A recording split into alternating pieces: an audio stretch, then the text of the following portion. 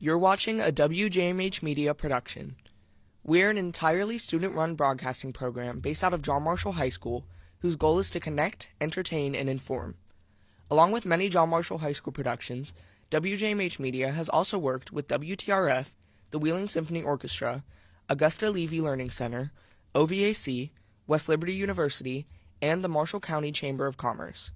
You can follow us on Facebook, X, and YouTube at WJMH Media.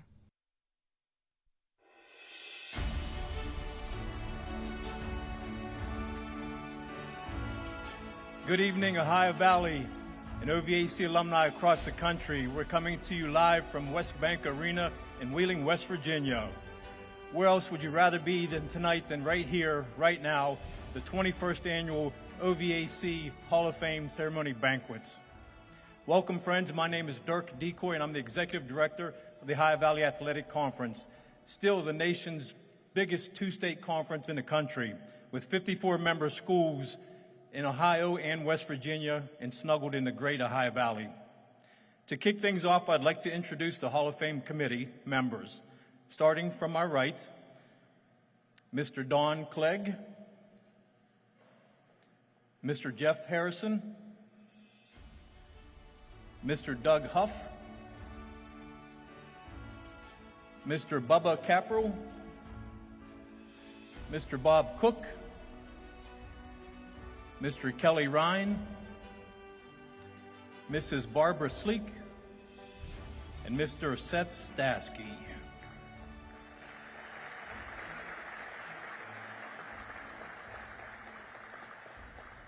Ladies and gentlemen, tonight is a culmination of a year's work of meetings, discussions, and sometimes arguments, but ultimately voting for who's going to go in the class of 2025. Committee members, you truly think conference first, and I thank you for that. Please be seated and enjoy your show. Thank you. The OVAC Hall of Fame Committee is proud to showcase tonight's best athletes, coaches, officials, contributors, and OVAC family.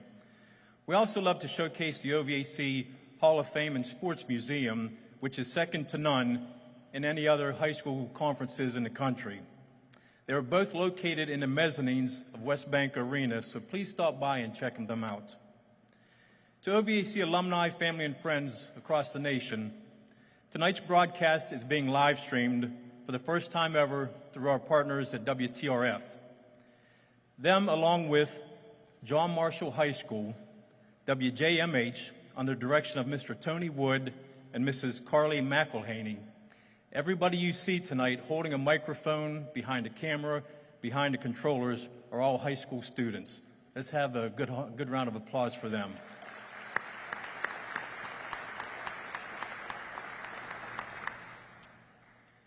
Inductees, some of your Hall of Fame classmates were unable to make the trip back, but they're watching the live stream.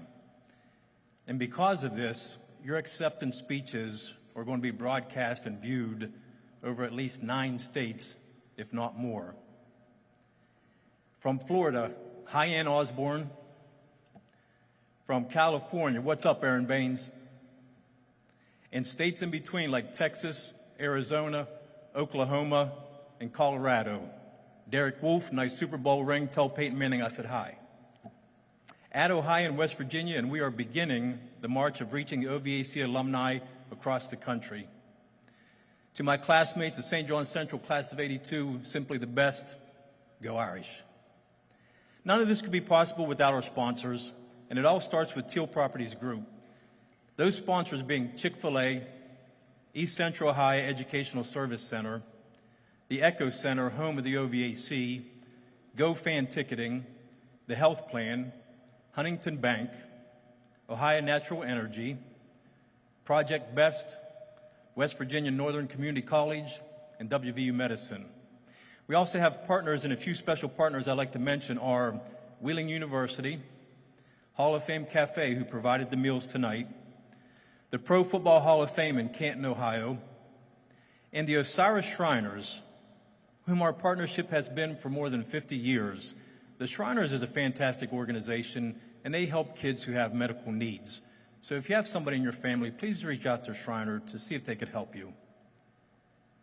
For a conference this big, we're always looking for new sponsorships and partnerships that complement our marketing portfolio.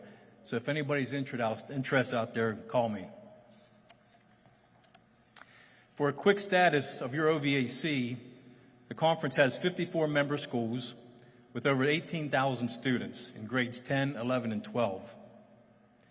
Square mileage-wise, we are bigger than Rhode Island and Delaware combined. We're the size of Vermont. We have over 1.2 million people in our footprint. There are over 750 head coaches in the OVAC, 750 head coaches. We award nearly $60,000 in OVAC scholarship money every year, and our student tickets, K through 12, are $1 each to get into any OVAC championship or any of our events. I hope you're pleased with how we've grown your conference. Inductees, and paraphrasing the late Mr. Ron Mock, thank you for being you, which allowed the OVAC to be the OVAC, to provide nice tournaments for you at events years ago, and still again tonight. The OVAC is in your DNA. That was the little voice in you telling you, come back home for this. I gotta make time, coming back home for this. Over the years, many flowers have bloomed in your family tree, and you have one more flower that will bloom tonight in the form of becoming OVAC Hall of Fame member, class of 2025. The OVAC Hall of Fame is located upstairs, so welcome to your new home. Congratulations, and God bless you.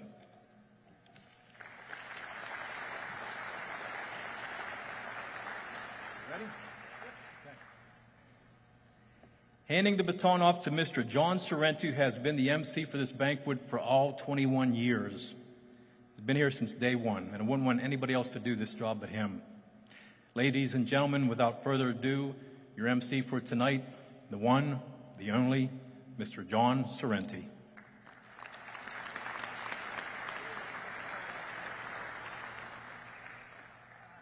right. Cheers too deep. Good luck to you. Thank you. Thank you, thank you, thank you. I'm not sure about this stuff they're doing with TV. See, there are a lot of people I didn't want them to know where I was. And now we're all across the country. Well, he told you we're going to have these little TV timeouts. That's where the people who have been inducted are going to go back and they're going to be asked a question and have like 30 seconds to answer. And so we'll have the... See, I was in radio for 40 years. I don't know anything about TV timeouts. But I will try to entertain you during some of them. I can't do it through all because we have about, 16 or 17 of those. And I have some stories that I will tell you. Hopefully you'll like them. Please don't throw anything. My grandchildren are watching. But we'll get through it. We always do. And I'll do my best for you. First off, we have the legends of the OVAC. Now, the legends of OVAC member schools honor those great athletes who played or coached in the Ohio Valley prior to the formation of the conference in 1943, or who played or coached after that date, but before their schools became a member of the conference. That's how they're designated as legends. Our first inductee, a legend, could not be here this evening and doesn't have anyone to accept for him. However, we will induct him just the same. Jim Freifogel, Shenandoah High School, class of 1969. All Pioneer Valley League quarterback, defensive back, all Southeastern Ohio. Honorable mention, all Ohio in basketball, all MOVI, and all Southeast Ohio. All ECOL in baseball with a 10-1 pitching record. A .348 batting average as a senior. Played baseball at Marietta College His team was a four-time OAC champion, Shenandoah Athletic Hall of Fame inductee in 2022. Even though he's not here, we induct into the OVAC Hall of Fame Jim Freifogel.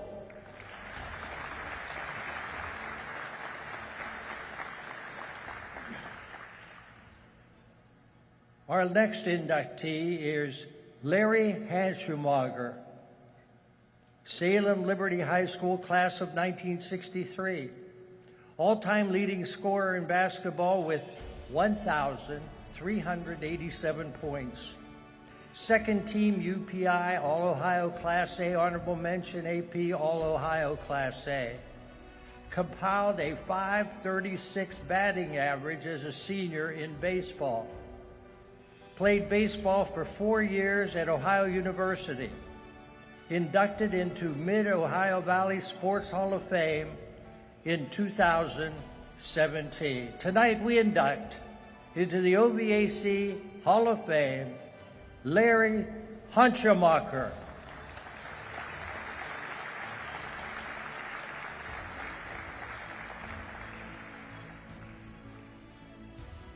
Here he comes.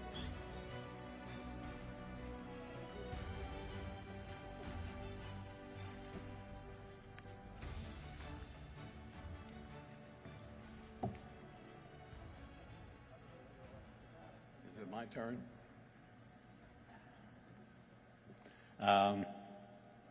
Anyone that has played basketball probably in a situation where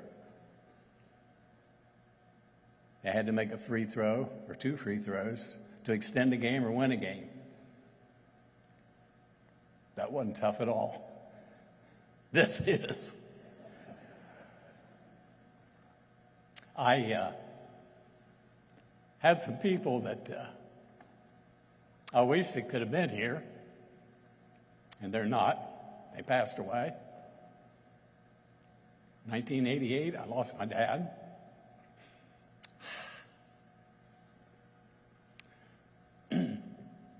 2012, I lost my twin brother. 2014, I lost my mother. I was talking on the phone last night with my sister-in-law. I told her I'd come and pick her up this morning and save her having to drive. And I got a call that she died of a massive heart attack last night. So this is tough. Basketball was fun. I had my twin brother, Gary. I always like to tell a little story. I have a granddaughter sitting back there, first team All-Ohio in basketball at Fort Fry. Her dad sitting back there, Mike Archer, first team All-Ohio at Fort Fry. Their pictures are on the wall, side by side.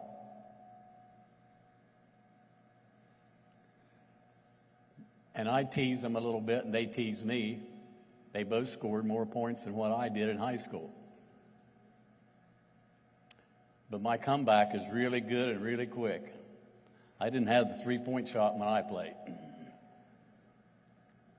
And, of course, they just laugh about that. So, anyway, we have fun. But I had a twin brother, Gary. And I always tease Hannah when she was little. I told her, I said, when I played basketball, Hannah, in high school, I said, I shot it so much, they had to ice my arm down when the game was over. I think she was 9 at the time. I don't think she really understood. I know she does now. And I said, they just had to ice it down. And if my twin brother, Gary, was around, even close, and he heard me say that, he would say to me, and I had to have both of my wrists iced. So somebody would say, how did you have to have your wrists iced? From passing the basketball to Larry all the time. So we have a lot of fun, and I had a lot of people that come up here tonight. They're my friends. And I would like for all of them to stand up right now if they would. Just all of you stand up.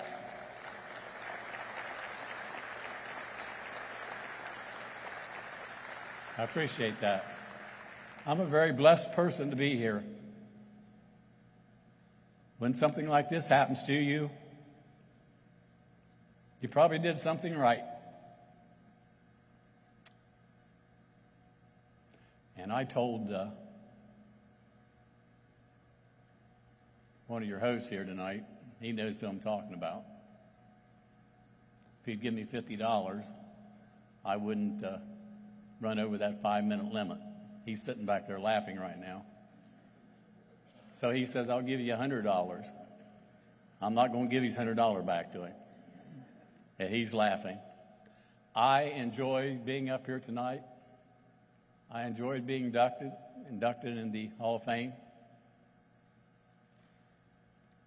And I wish all of you other inductees that are coming up here tonight the same thing. And I hope that Jim Freifogel was watching tonight, because I know Jim Freifogel. So I hope he's watching this on TV. Congratulations, Jim Freifogel.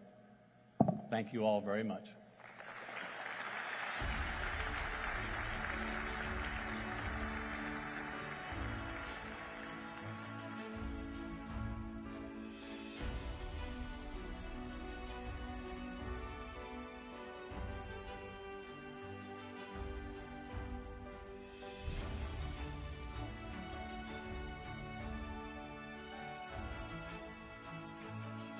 Up here in this position, you want to get out of here as fast as you can. It's nerve-wracking. You got to go get interviewed. This is our first TV timeout.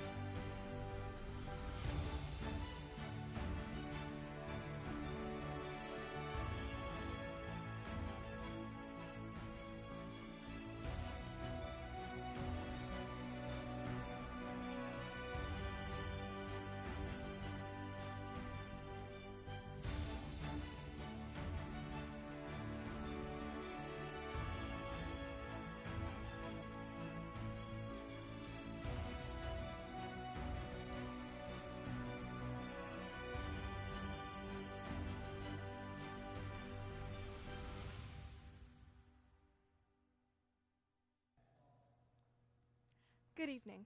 I'm WJMH reporter Chloe Pickett here at the OVAC Hall of Fame induction ceremony. Larry, what does it mean to you to be inducted into the OVAC Hall of Fame? Well, I'm a very blessed person to be able to have this happen to me. It's very important, and it's something that I'll remember for the rest of my life. And I have lucky enough to have my family out there with me tonight, most of them, so it means a lot to me. Thank you. Let's get back to the ceremony.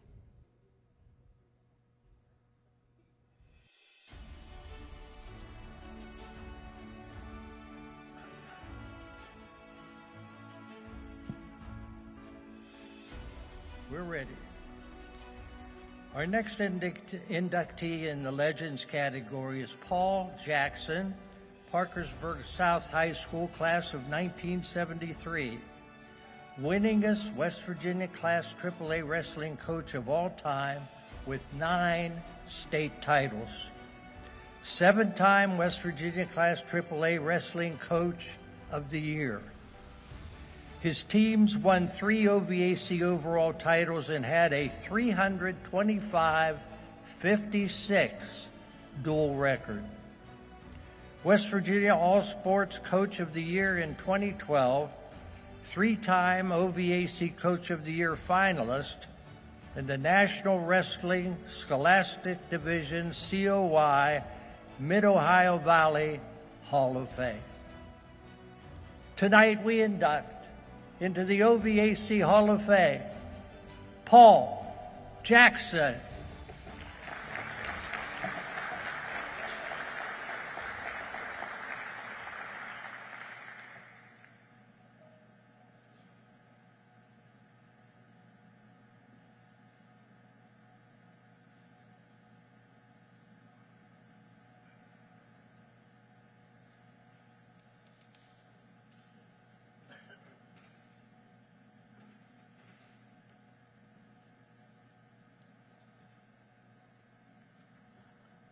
I'll try to keep this short as possible so that they don't gong me before 5 minutes is out. So first I want to thank God, and all the glory goes to him. I'd like to thank my parents for everything they did for me in my life. To the Legends Committee, I don't even know how you remembered my name and stuff like that. So I'm honored and humbled to get this award tonight. Every coach will tell you that you have to have strong family support. And I was very fortunate to have my wife, Rose. She's the rock of the family. She took care of the household while I was out gallivanting around who knows where, coaching and stuff like that. Coaches don't always come home with smiley faces on either. So she kept control of everything that way. She was a big part of my program. Some of the very important things that she did was like fix, wash uniforms. She helped me keep the wrestlers going the right direction when we were in airports. Her and other mothers fixed food when we had wrestling tournaments.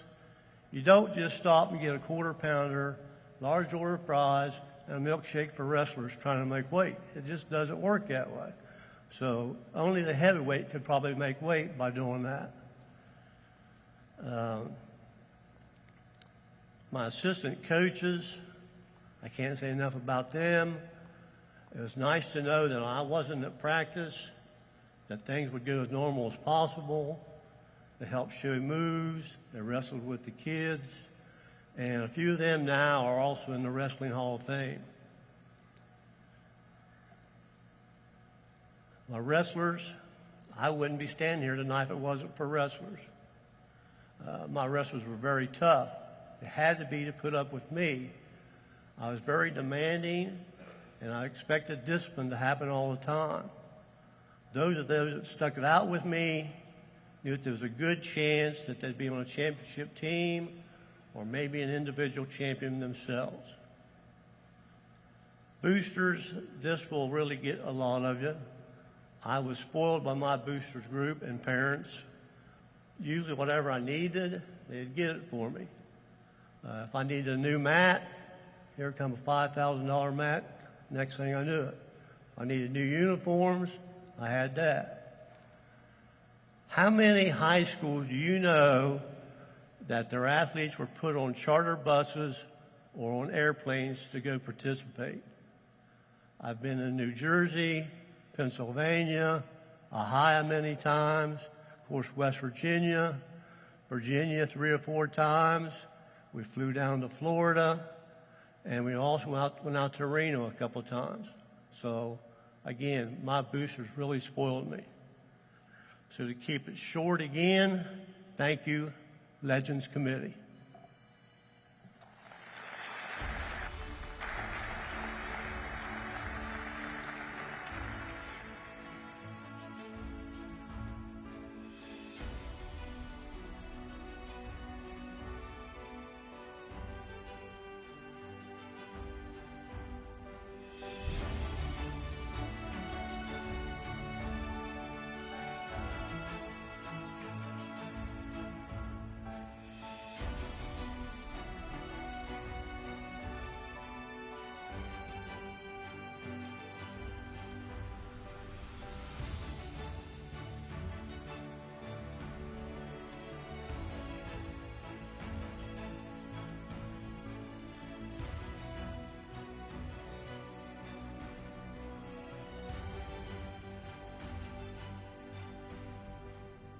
Welcome back.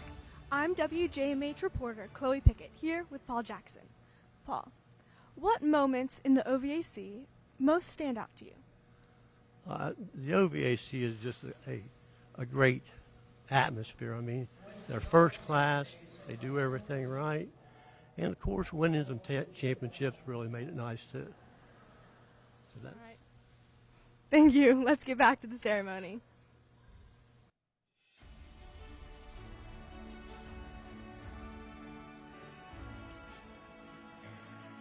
Our next inductee, John Kelly, Oak Glen High School, class of 1968. 37 years as head football coach at University High. His teams won 254 games and had 28 winning seasons.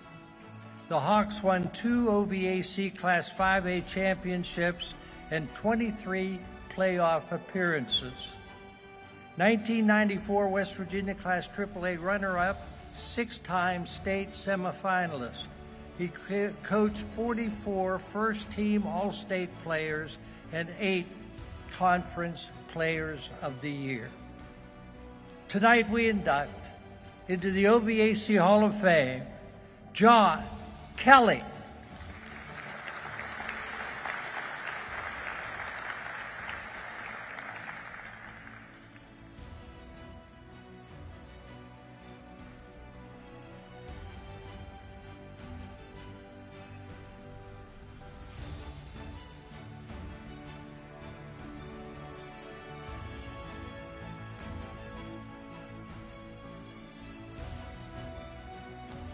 Good evening. Like the others, this is a tremendous honor. It's very humbling, deeply appreciated. I want to graciously thank all those involved because the OVAC does everything first class. To be considered for this honor and be included with this amazing group of inductees, as well as walking around up there and seeing all the others, is really humbling. I know many of them from either playing against them, coaching against them, or just from their amazing reputations. I was fortunate to teach for 33 years, coach for 49 years, and be a head football coach at University High for 37 seasons. Very fortunate. I started my career at Hopewell High School in Aliquippa, Pennsylvania in 1973, then a shortened year in Louisiana before I found a home at University High. Being retired, I missed coaching something terrible. Went to a scrimmage this morning. The juices were flowing, and it just, I don't know. Maybe I shouldn't have retired. I don't know. And to reinforce what he just said, we, and I mean we, built a very successful program at University High because no coach does it by himself. Any accolades I get should be passed along to those that are helped and are part of the program. That would be great assistant coaching staffs. They're like a second family. You spend almost all your time with them, probably sometimes more time with them. My wife, Kim, over there is the greatest assistant coach and greatest partner I've ever seen. She does all the, I don't do the computer stuff. Plus, like he mentioned, she's sewed more uniforms than Betsy Ross has sewed flags. So. Many school administrators have been great for me. Support staff has always been great. The doctors, the athletic trainers, the guy that drives the truck for this, everything. And I've been fortunate. I had a great community down in Morgantown. We're the furthest east of the OVAC and one of the newer members. We had to build this program from the ground up. I mean, it was one of the worst programs in the state when I took over. We won a lot of games and a lot of playoff games over 4 decades, as mentioned. Probably highlighted by the playing in the historic first AAA state championship at Wheeling Island Stadium in 1994. That was just 7 years after we took the program over. By the way, they need to get that back in Wheeling. You know, what this job is about, and I mean, there's coaches sitting out there, and what I miss the most being retired is relationships. I mean, the wins, the losses, you know, they're excruciating and they're exhilarating, but at the same time, it's the relationships. Just walking in here tonight and shaking hands with many of them, it kind of grabs at your heart. We built great relationships with other coaches, other schools, other officials. Can't play this game without officials, and nobody seems to be going into the officiating room, so we got to do something about that. the press, and this wonderful conference like the OVAC. However, the most important relationship was with the players. He mentioned a little bit over the years we produced some NFL players, 20 D1 players, a whole bunch of D2, D3 players, and we also had a bunch of kids that couldn't even tie their shoes. And you know what? We loved them all the same. They fully bought into what we were teaching, what our expectations were. They believed in us.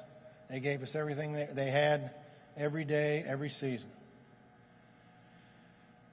Most of you could probably relate to this, especially if you're a coach. The greatest reward for coaching is seeing former players become successful people. Some of them are doctors, lawyers, executives, own their own companies. We even have one's the athletic director at Oregon University. I'm exceptionally proud of all of them, even the ones that just changed my tire down at the tire shop. They're all great people and good people. Like I say, I love them all. Most meaningful thing to me as a coach is when you run into one of them years later or whatever, and they say, "Hey, Coach, how are you?" I don't think I'll ever tire of the label coach. It brings back just unbelievable memories. I've been extremely fortunate in this career because of others. To them, I'm truly grateful. I want to thank my parents in heaven. I know they'd be very proud tonight. Of course, they were proud anyway, but they raised me right. They gave me great opportunities, and they supported me every step of the way. Again, I just want to thank the OVAC for this great honor. I'm so appreciative. This is like the trifecta. I made it into the State Coaches Hall of Fame. I made it in the University High Hall of Fame. But I will tell you, this is the most meaningful one to me. Being a 68 graduate of, I better say 1968 so I don't confuse the young people. 1968 graduate of Oak Glen High School, a New Cumberland, New Manchester boy who made it. And I made it because of people, and I just got to see him and love him. It's just great to see him. People that influenced me were people like Vince Monceau. That's a man. That's a man that taught us all how to be better people. Bob Starkey, who went on to great fame at Shepherd College, now Shepherd University. John Cusio out of New Cumberland. These were the guys that influenced me to go into this profession and basically molded me for what I do. To conclude this, I just want to mention one thing. I'd be amiss if I didn't. I want to congratulate Doug Huff on his retirement. Wish him the very best. Quick story, and I'll get out of here. 1968, I was pretty fair discus thrower. Coach Monceau, I was a pretty fair discus thrower in my day. And I don't know what, we were at Moundsville for a meet before John Marshall days. And I think Doug was working for the Intelligencer then. And I had my first interview as an athlete. Boy, that was something, you know. If my mother was alive, she'd still have the article. So anyway, Doug, very best to you. And again, to the OVAC and all the people that got me in here and nominated me. Thank you, and you'll never know how deeply appreciative I am. Thank you.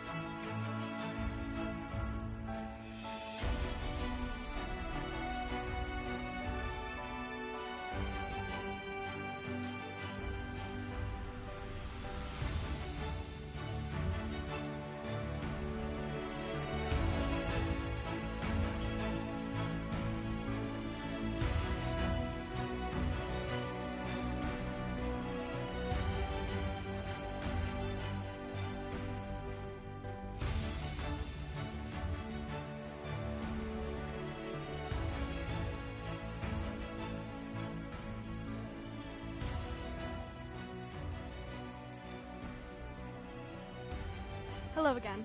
I'm WJMH Media reporter Chloe Pickett. And I'm John Kelly.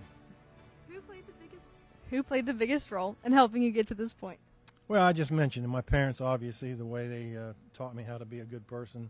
And then I mentioned my high school coaches, Vince Monso, Bob Starkey, John Cusio, Dick Coe. Those are the people that influenced me to go into this profession. And I had a great, wholesome background, and I think I did all right. All right. Thank you. Let's get back to the ceremony.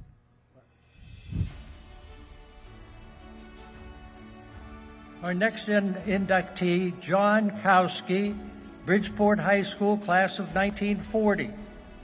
One of the finest all-around athletes in Bridgeport history. He played multiple positions for the Bulldogs football team, Ohio, West Virginia All-Star Game participant, a guard center on Bulldogs' 3 OHSAAA state tournament basketball teams. He got a scholarship to Ohio State, but played as a freshman, but joined the U.S. Marine Corps. Inducted into the Bridgeport Wall of Fame in 2023. Tonight, we induct into the OVAC Hall of Fame, John Kowski.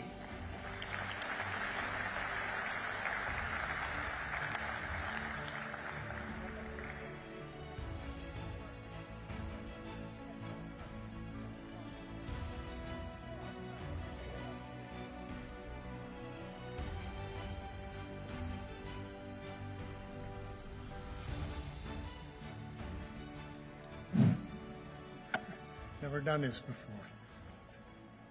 Well, good evening, everyone, and I thank all of you for attending this special event. I'm Tom Kowski, and it's truly a privilege for me to be here tonight to pay tribute to my father, the late John Kowski. Back in early March, I received a phone call informing me that it was highly likely my dad would be inducted into the 2025 OVAC Hall of Fame. What a thrilling moment that was for me. I'm quite sure many of you here tonight are familiar with the expression, good things come to those who wait. And sure enough, some 80 years later, that good thing I had hoped for finally occurred. That's when I came to realize my father will most likely become a member of this prestigious club.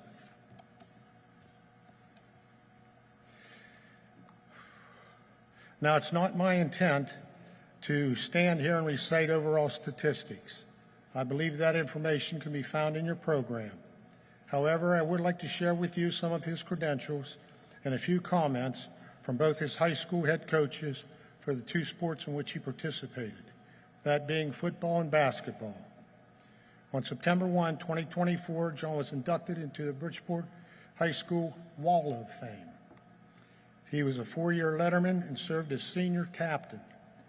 He represented the Bridgeport Bulldogs in the 1940 inaugural Ohio-West Virginia All-Star football game. He was awarded a football scholarship to the Ohio State University. His time with the Buckeyes, however, was short-cut.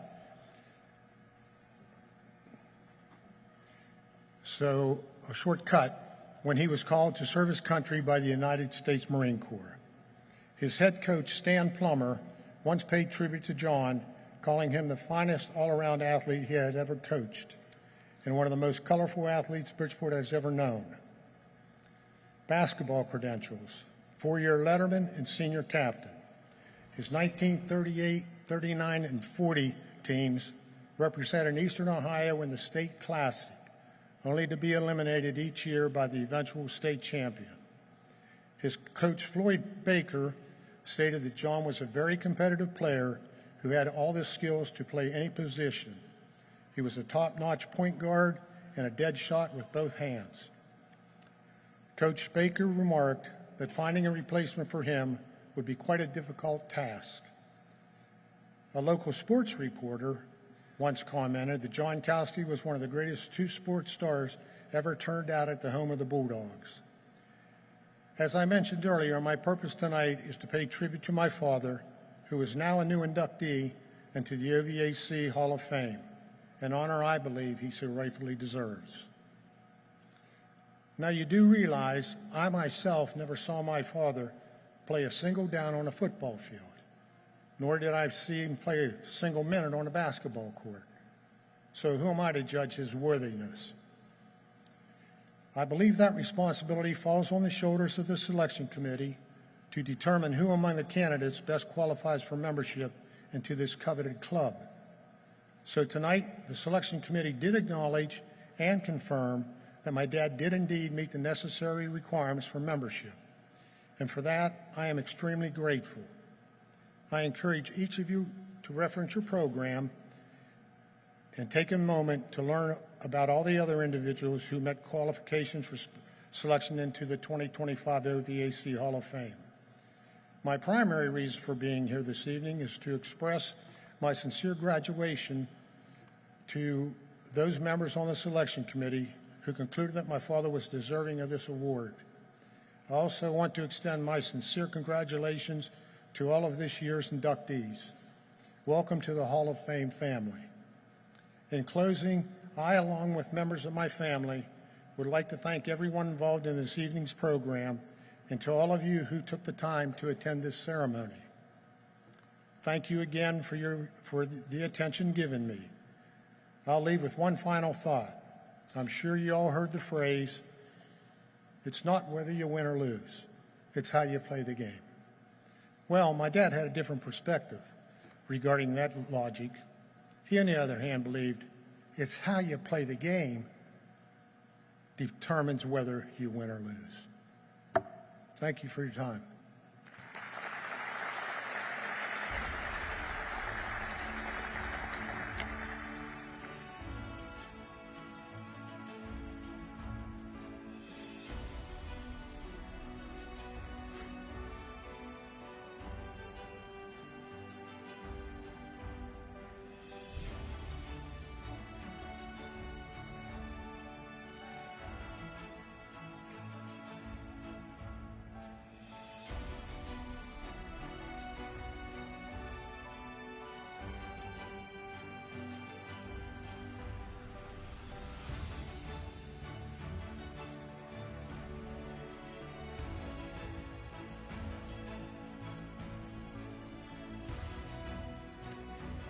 That concludes the induction of the OVAC Legends.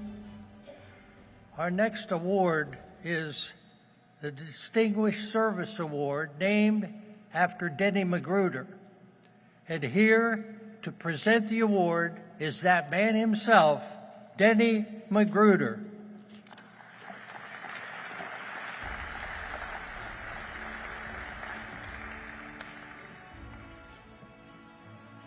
Thank you, John. It's my great honor to be able to present this Distinguished Service Award this evening.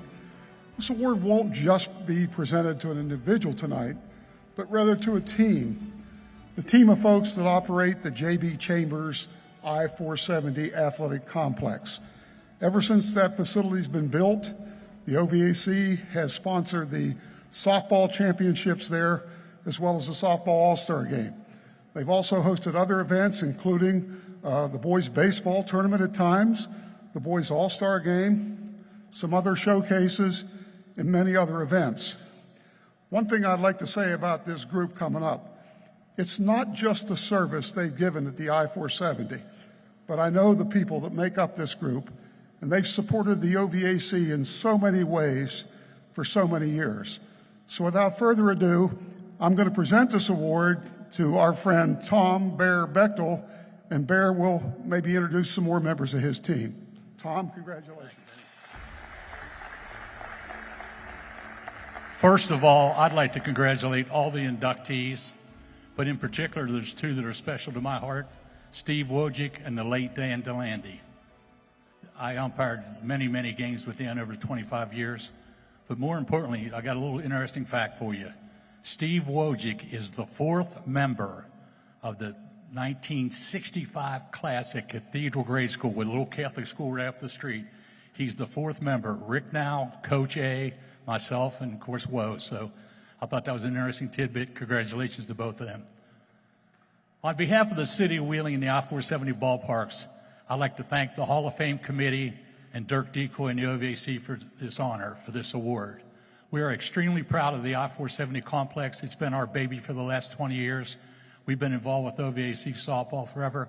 I'd like to recognize a couple people from our recreation department that are here. Don Wally Wallace, he's the backbone of the complex up there. He's the one that keeps the fields nice and ready to play. And I'd be remiss if I didn't mention Barb Janeski. She's our secretary at the recreation department for 45 years. Well, I was there with her for 45 years. I hate to say she was the secretary for well over 50 years. And she, throughout the years, did so much for OVAC softball. And she was the secretary for the OVAC All-Star Basketball Classic for 15 years. Two people that really have done a lot for the OVAC. So on behalf of the City of Wheeling, I'd like to say thank you. We really appreciate it.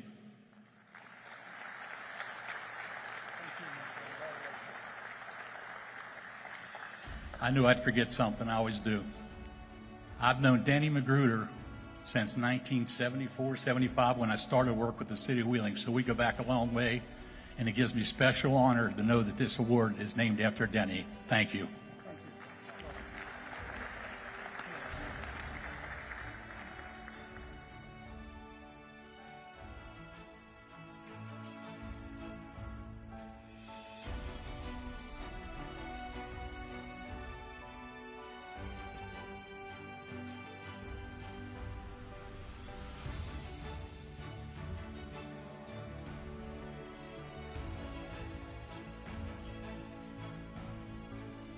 Category of OVAC family, Steve Wojcik, Wheeling Central High School class of 1969. OVAC Baseball Committee, 35 years, 16 as a commissioner. First team All West Virginia in baseball, All Valley captain, 22-6 career pitching record. Two-time All WVIAC at West Liberty, with a 23-4 career pitching record. West Liberty Hall of Fame inductee in 1997, 4 years in the minor leagues under the New York Mets. Head coach at Bridgeport, assistant at Wheeling Park, and at West Liberty University. Tonight we induct into the OVAC Hall of Fame, Steve Wojcik.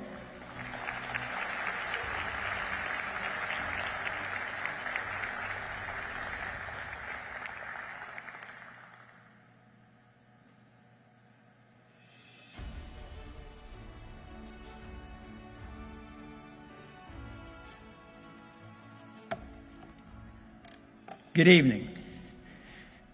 I was put into a category for the family. So let me give you a definition of a family. A group of individuals that offer love and support, who truly care for each other, provide security, protection, someone who can always count on, and make each individual within that family feel important, valued, and respected. So tonight, not briefly, but tonight I want to introduce you to the families of my lifetime. My birth family, my mother and father, they are now looking down upon me with a smile on their face.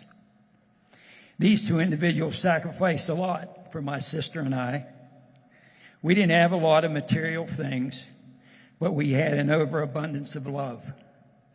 I'm very thankful that they were my parents. My sister Sandy, who also is not with us today. She was very special to me, had a very likable personality. She sacrificed a lot, especially in her early years, when she had to spend her family vacation at the baseball field instead of at the beach. My family through marriage. My wife, Denise, my beautiful, loving, caring mother, wife, and grandmother, and my best friend. This November, we will be celebrating our 50th anniversary. It's been a fantastic journey that we have been on, and I want to thank her for being the rock of our community, of our family, who provided me and our 3 kids guidance, encouragement, and unconditional love. She will always have a special place in my heart. My 3 kids, Stephanie, Brian, and Amy, 3 smart, loving, successful adults who have turned into loving parents. I know, because they talk about it a lot, that they miss those early Saturday mornings at the baseball field, helping me to get the water off the field so my team could play a baseball game. Their spouses, Kevin, Jen, and Brennan, I am so thankful for them, and they have fit quite well into our family. My 7 grandkids, Jillian, Bridget, Sloan, Catherine, Jules, Arden, and Cameron. They have been raised to be very respectful, well-mannered, good students who, thankfully, they are turning into good athletes. Not going to mention any names for these next family groups because I really don't want to leave anybody out. The families who coached me in baseball, from my little leagues at the East Wheeling Pirates, on to Wheeling Central High School, then to Wheeling Post 1 Legion,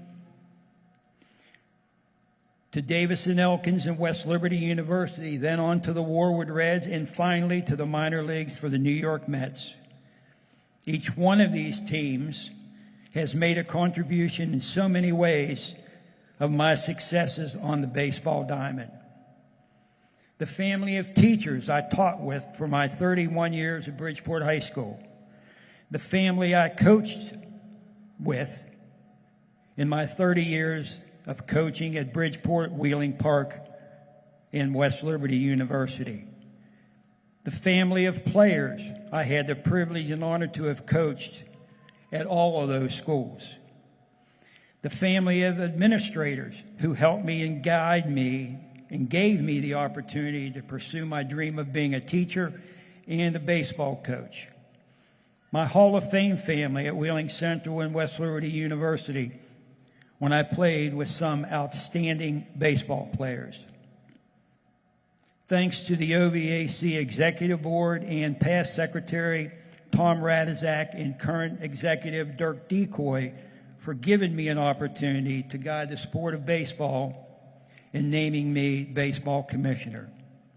Thanks to the Hall of Fame Committee for selecting me to be an honoree in this year's Hall of Fame class. I am truly humbled to be included in such a prestigious group of athletes. My compliments to all of you tonight. In closing, I would like to mention 3 individuals. I said I wasn't going to say their names, but these 3, I am. But just like Tom Bechtel, he takes away your thunder. Tom Bechtel, Gene Emerante, and Rick Now. These 3 were my elementary friends at Cathedral and my high school buddies at Central. We grew up together in East Wheeling from 14th Street to 19th Street, hanging out together and playing sports. If you don't recognize these names, just wanted to let all of you know they also are members of the OVAC Hall of Fame. Pretty neat that 4 kids that grew up in the early 1950s would end up as members of the OVAC Hall of Fame. I will also include Bo McConaughey to this list, but he was much older. Thank you, and I appreciate the honor.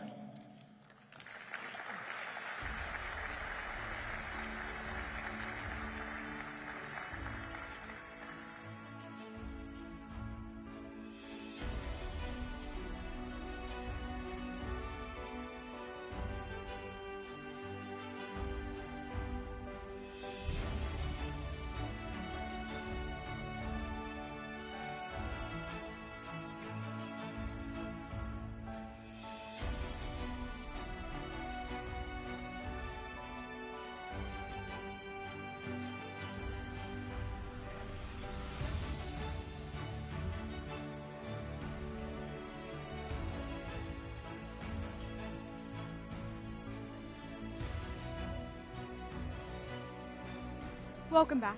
I'm WJMH reporter Chloe Pickett, here with another OVAC Hall of Fame inductee. What does it mean to you to be inducted into the OVAC Hall of Fame? Oh, it's a true honor.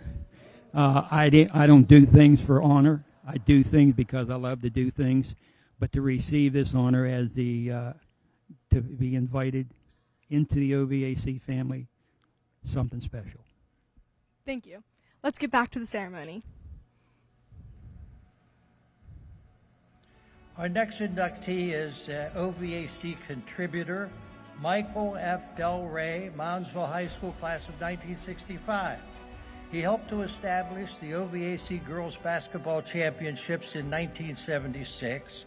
He started the girls hoop program at Madonna High School, won the West Virginia Class AA title with a 25-0 record.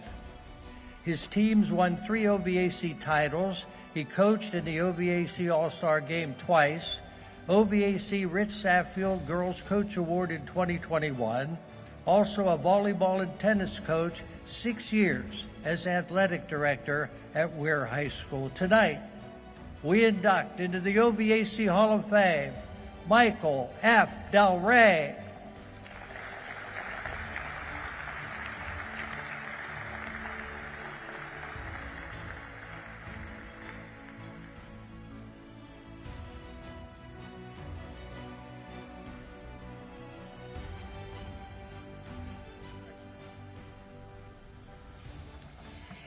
Well, first of all, I thought the champion teams would be here. So part of my talk will be addressed to those young ladies and men who aren't here, but it will work anyway. First of all, I want to thank the OVAC Hall of Fame Committee for including me in the class of 25, and congratulations to the other inductees. A special thank you to Mr. Dan Enich, Superintendent of Hancock County Schools, who nominated me and has provided a lot of support that made this happen for me. I'm humbled to be included among the many outstanding OVAC individuals already inducted into the Hall of Fame, and many of the fellow coaches that I worked with I see out there. 49 years ago, almost 50 years ago, I started the girls' basketball program at Madonna in 1973 with a bunch of girls that couldn't dribble to midcourt. I approached the OVAC to request the initiation of girls' basketball championships in the fall of 1976, 4 years after Title IX. After my proposal was tabled, I returned to another meeting, and thanks to Cliff McWilliams, the sports director at the Intelligencer, and Melvin Balgo, they gave the okay, and things proceeded that we started girls basketball championships. My efforts in 1976 led the OVAC to open the door to the Ohio Valley girls basketball to be the first girls championship program sponsored by the conference and pursue championships. Now that was a big deal. It was the beginning of the Ohio Valley recognizing girls to play championship sports.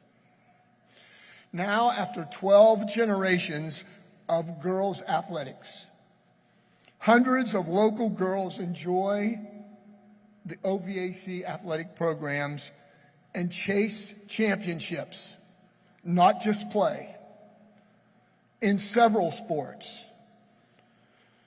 The explosion of girls and women's athletics now provides the opportunity for thousands of our local girls to be involved in the journey of championship athletics. And at this point, I was going to ask all the girls who would have been on a championship team to stand up. So what I'm going to do right now is ask any of the ladies out here that have played on an OVAC team, stand up. And we have an older group here.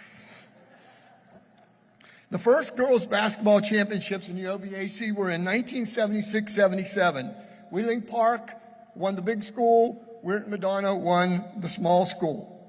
The first OVAC All-Star game was in June of 1978, boys and girls. I coached the initial girls game with head coach Pat Clutter from Wheeling Park. Later, I coached in 202. Let me tell you a quick story about that game. There were 3 games scheduled that day, and Earl Haberfield was having a stroke. If anybody remembers Earl Haberfield from Wheeling Park, or from Wheeling Central. There were 3 games scheduled. The first game was the girls. We went into double overtime. He was going in having a heart attack because he couldn't get all the games in. So the next year, he put in a rule. If there was overtime, they would go to sudden death to get it over with so he could get the games in. I'll never forget Earl. There were a variety of significant people that made contributions in those early years. A lot of coaches that were there to start women's and girls basketball. Steubenville Central's Tilly Ulasewicz. Wheeling Park's Pat Clutter. Penn Kurtz at Wheeling Central. Bubba Capral from St. John's, who had over 500 wins. And my friend Stan Blankenship, who has, if I understand it right, the record for the most wins in the state of West Virginia, 542, and leads the OVC. Stan, where are you? Would you stand up? And Bubba, stand up. Is Penn here tonight? Is he here? Stand up, Stanley. For the 523rd time and the final time, I apologize to you for that game in October of 1978. Now you can sit down. Girls basketball has been a kind of a growing thing, and I see a lot of old faces around that have seen it. Doug, you've seen a lot of it grow. Players from the past, Tony King, Madonna's Janie Andachek, and Joanna Burnaby, who is now coach at Boston College. And the West Virginia Player of the Year for girls basketball is named after a girl named Mary Ostrowski. Now, Mary Ostrowski was an All-American that played for Parkersburg Catholic. And here's my thoughts of Mary Ostrowski. She graduated in 1979 and went on to Tennessee. My girls that won the state tournament in 78, their final 3 years were 65-3. Mary Ostrowski gave us all 3 of the losses. She was an amazing player. Several of the High Valley girls have been named to that award, the Mary Ostrowski Award. Wheeling Park had Dee Davis, Kitara Lee, and Alexis Bordas. Lindsley had Ashley Battle and Amy Gamble. Now, there were lots of other girls and coaches that have made significant contributions to girls basketball, but that's just a few names from the past. Why do we keep score? As a teacher, coach, parent, supporter of athletics in general, it's why do we keep score, and it's because we want to determine a winner. Being and determining a winner is part of the American psychology. Nobody wants to do what they do to come in third. You're always wanting to be the winner. We play because of the reward of winning. Championships, which was my concern back in 1976, to give these ladies a chance to go on that journey to earn a championship and learn what you get from being on that journey. And all of us who have been coaches or parents can identify with that. Championships give us the winningest winner. It doesn't give us losers, because anybody who gets up to participate and work on that journey toward a championship is never a loser, even if you come in second. And when I see the emotion of those kids at the state tournament that come in second, I always think, tomorrow you're going to feel better. You may not have won, but you are certainly not a loser. On the way to earn championships, there's a variety of things that happen for our kids. They learn a lot of lessons. I think the most important one, and my son has said this to me himself, self-discipline is one of the things that come from being on the journey to earn a championship. That personal drive to be the best you can be. It's why you give up and you give that extra effort to make you earn that championship position. You learn to work as a team or as an individual, because sometimes you're competing against yourself. You learn to be a team leader or maybe a team member who team leaders need to have. You learn to recover from horrible, horrible disappointments. Look at the kid who missed the foul shot to win the championship basketball game. We all in sports remember those horrible moments. You learn the value of your personal team, your family, your lifelong teammates. These are lessons and skills that you learn along the way to become a champion that make you a successful person.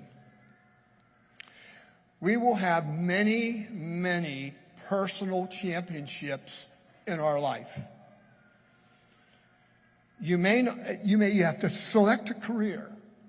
You have to land that first job. Pick the right spouse, which I did, Ruth. Caring for loved ones. The challenges of family life. Life is a continual string of personal championships. We may not always have a clock to tell us when to start and stop. You may not have officials to tell you how to play the game. And you may not have coaches to tell you what to do. And you may not have fans to cheer you on. But you will have developed the personal habits, self-discipline, confidence to address your future challenges. Yes, your next personal championships. And then I was going to say to all those students who had earned championships, look around you, girls and boys, champions. Don't let this be your last championship. Thank you.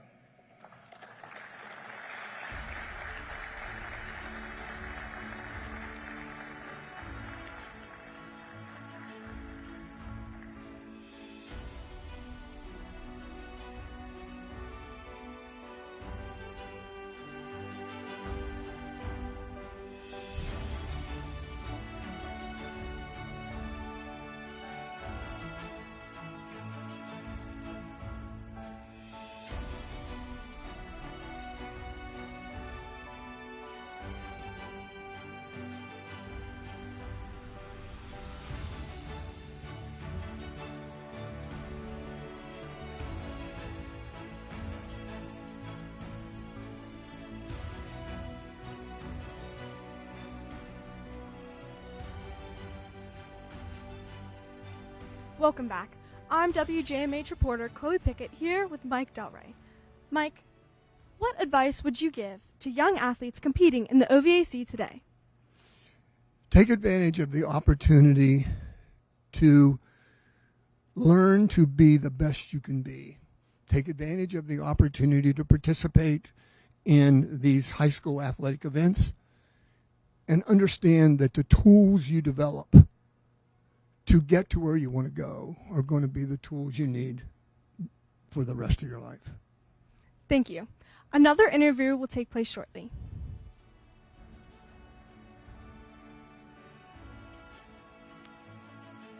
In the category of coaches, Ron Pobolish, Dillonville High School class of 1966.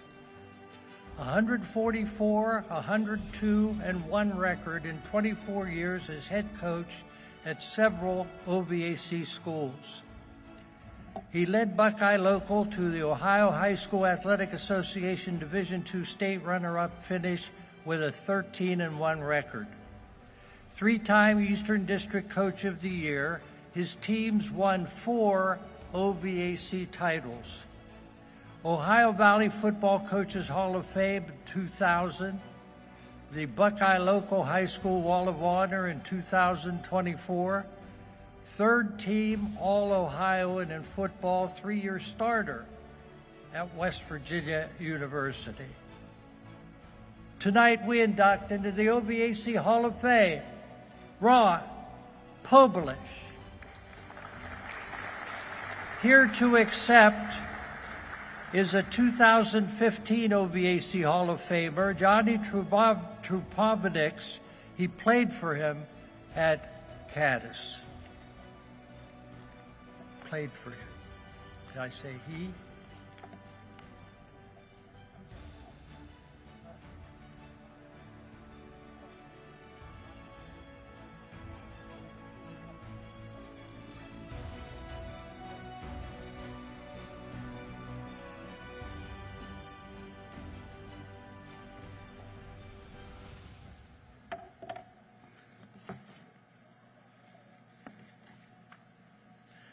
Good evening. Can everybody hear me okay? I'm kind of a soft-spoken person. I'll try to slow it down, but it might take a little longer. My name is Jeff Kinzorski, and I thank you for the special honor of representing Coach Pobe, who passed away a few months ago, and for this OVAC Hall of Fame induction. I'm sure he is looking down and smiling. And his family wanted me to represent him. I've been great friends with him, played for him, and he's had several previous Hall of Fame inductions at the local and county level. In addition to recently having Buckeye Local Field named Ron Pobulish Field, or Coach Ron Pobulish Field. Great honor. And I was fortunate to have played for Coach Pobulish during his first 3 years of head coaching at Caddis High School. It goes back a ways, 73 through 75, 76. And he culminated our senior year with a 9-0-1 record.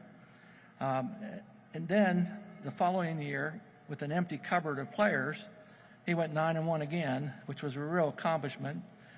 And it was a graduation of 8 two-way seniors.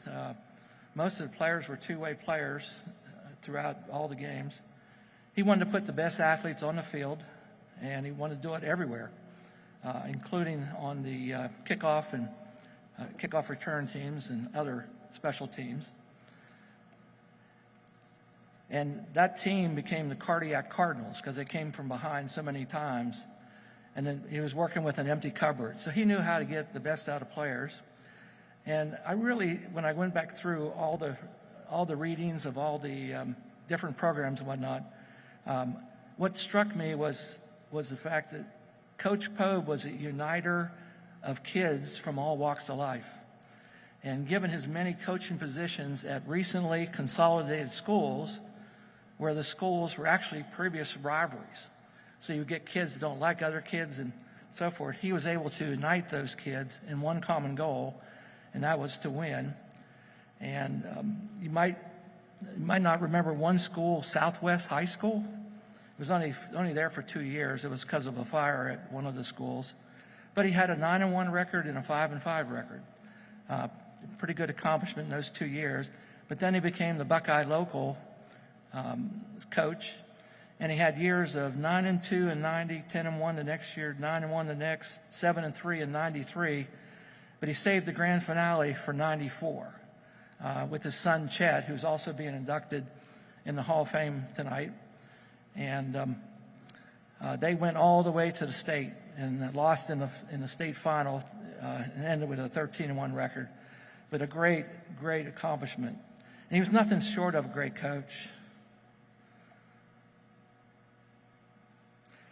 He demanded, excuse me one second. He demanded perfection and 100% commitment to winning, and approached coaching with a sense of humility and perseverance to draw everything he could from his players. He was both loved and hated, loved by his players, hated by the people that he was playing against. And he never sought accolades for himself. He always bestowed credit for his team success on his assistant coaches and players. He was smart and cunning on his offensive strategies, play calling. Anybody remember the wishbone? We used it. And it would be a surprise to some teams. And they didn't know how to do all the options on that from a defensive standpoint. So we really took advantage of those type of strategies. And he instilled the will, desire, and toughness to win. It was all those things combined. At least one of the major keys to success was conditioning, and more on that as I go later. We didn't do double sessions in August. We did triple. We ran the hill till we almost dropped. You might ask, why so grueling of conditioning? It's simple. Most of the players were going to go two ways, and they were going to play every single special team, so they had to be in shape. And that was typically eight players, sometimes as many as 9, that were going two ways. So he wanted to put the best athletes on the field and do the best we could. The first team, just to give you an example, first team defense my senior year only yielded 1 touchdown the whole season. That's 6 points in 10 games. I later gained an appreciation for this work conditioning ethic when I played college ball at South Carolina, and was astounded how easy the workout and conditioning was in the sprint part, that I just kind of murmured one time, is this all we're going to do? Well, I had to run extra. They taught me.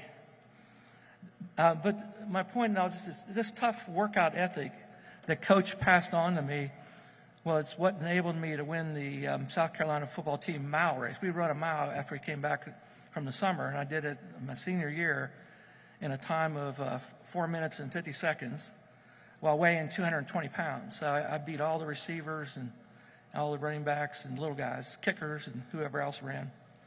Without his discipline and training, I could not have done this feat. He taught me, instilled in me those principles. I owe a lot to Coach for helping tremendously with my scholarship at the University of South Carolina under Coach Carlin. If you remember, Coach Pope also played college ball at West Virginia for Coach Carlin. And Coach Carlin would tell me stories about how Ron would play key roles in the 1969 Peach Bowl, in which he stopped a big tight end at the goal line, weighing in 160 pounds himself, and the tight end was like 240. He also intercepted a pass, stopped another drive, and Richmond Spiders against them in a season, he had an 80-yard punt return. These highlights, actually, I watched them on YouTube. It's quite entertaining. What I can say about Coach as a man, I can also say about him as a husband and father. To Coach Pope's children, Chet and Ashley, Coach would beam with pride when he spoke about them. I can only imagine the X and O discussion he had with Chet. He was pretty opinionated. He's also being inducted, as I mentioned earlier, tonight. And he would go to Chet's games. They would literally move across the country to be near where he was coaching. So he spent a lot of time mentoring his son and working with him in his coaching career. And what can I say about the coach's secret weapon? Yes, this is the love of a great woman. Laura was the wind in his sails, the light of his torch. Poe was both lucky and blessed to have her. Her enduring love was his strength, along with Coach's deep faith in our Lord Jesus Christ. And if I might end on a funny note, does anybody in here remember that Coach Poe actually coached a basketball team in his first year at Caddis?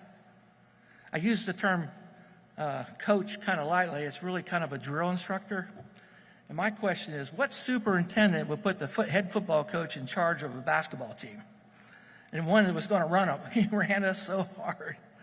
I can think about that. And guess what? We didn't touch a basketball until the first week before the first game, and we actually won all our games until the varsity started stealing players, moving them up to the varsity team.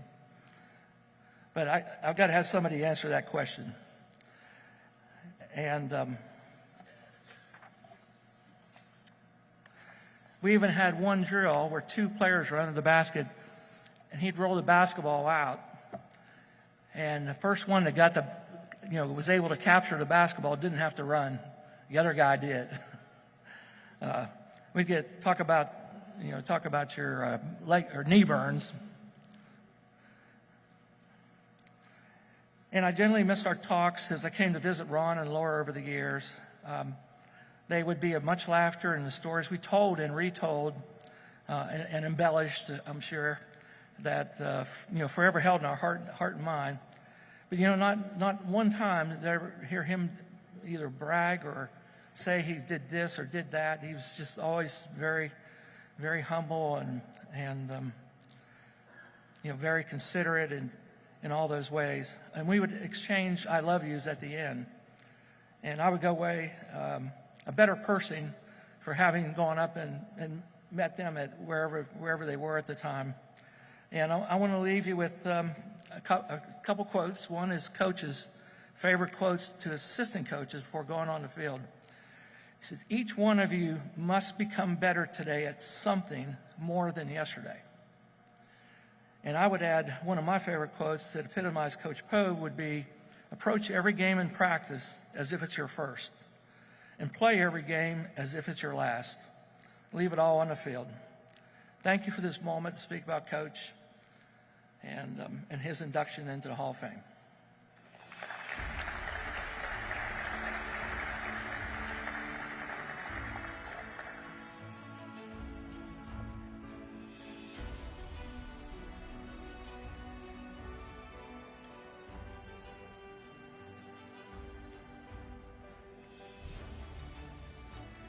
In the category of coaches, Craig Schneid, St. John Central High School class of 1973. He coached 10 West Virginia State track title teams, 9 at Magnolia and 1 at Wheeling Central. Led Magnolia to 3 OVAC 3A titles, OVAC All-Sport Coach of the Year in 1996, 5-time West Virginia Track Coach of the Year, 4-time Ohio Valley Track Coach of the Year, Dapper Dan, Co-Man of the Year in 2002, 2-time West Virginia All-Sport COY finalist, West Virginia Schools Athletic Hall of Fame inductee in 2022. Tonight we induct into the OVAC Hall of Fame, Craig Schneid.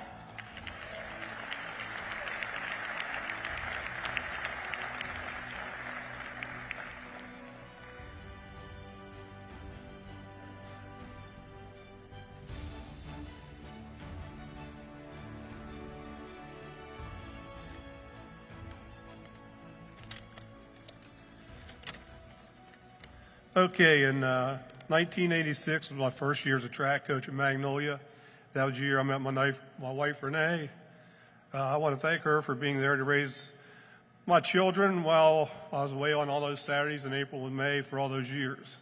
I would also like to thank my children, Aaron and Adeline, for being outstanding adults on top of watching them both be state champs and record setters in track. But most importantly, I want to thank them, along with their spouses, Allie and Camden, for giving me the greatest gift a child could give their parents, and that is my grandchildren, Leora and Gabriel. I would like to thank my track coach, my senior year at St. John's, and Bubba Caporal can attest to this, Ken Steiner, who showed me you can lead through respect and not fear. I would like to thank the hundreds of athletes who made the decision to give track a try instead of getting in their cars and going home at 3:02. Together we built something that has never been seen in West Virginia. I would like to thank all the people who volunteered at track meets for as little as a rigatoni or a sub and chips. I mean, people don't realize it takes a lot of people to put on a track meet. Nowadays, some people get paid. I would like to thank all my assistants through the years. Okay, I got these pages mixed up. Here we go. People often ask me, what was the key to our success? We worked hard. The start was when my friend Chup Robinson and Kent Pyland started setting records and showed other students that this thing could be big, and we worked hard.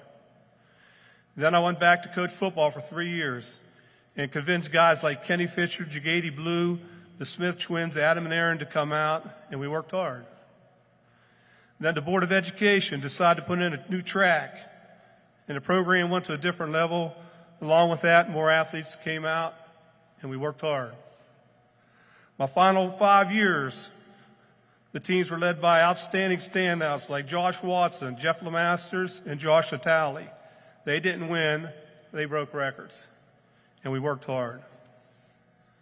At Wheeling Central, I had the thrill of coaching my son when he won 3 individual state championships, along with a team championship in 2008. I also got to coach my daughter, who was on the shuttle relay team that set the OVAC meet record her senior year and placed 7 times at the state meet. Also, Wheeling Central, I got to coach with probably 2 of the greatest people I've been around, Heather Wade and Eric Balancic, 2 of the most knowledgeable, most passionate, and knowledgeable people about track. I consider them my friends, and they always text me goofy memes. All right. Let me tell you a little secret. I really appreciate this award, but in all honesty, my Hall of Fame moment came in 2021. I sat out there like everybody's sitting there now, and that is when Josh Watson invited me to his Hall of Fame induction. And during his speech, he mentioned how the team really respected me, enjoyed running track for me, and he said it more than once. That meant a lot to me. Remember this quote. It's not about the awards you get. It's about the rewards you get for doing what you love and doing it well. Okay, in closing, I would like to mention the following people. Nick DeBlazes, Denny Sonk, Mike Rotilio, Ray Crosland, Anthony Barsh, Larry DeLuca, Quentin Heaton, and Tom Pitlack. They had nothing to do with me being here, but I thought if I mentioned them on TV, I'd get a free beer out of them on Monday night after golfing at Banquet. Thanks, everybody.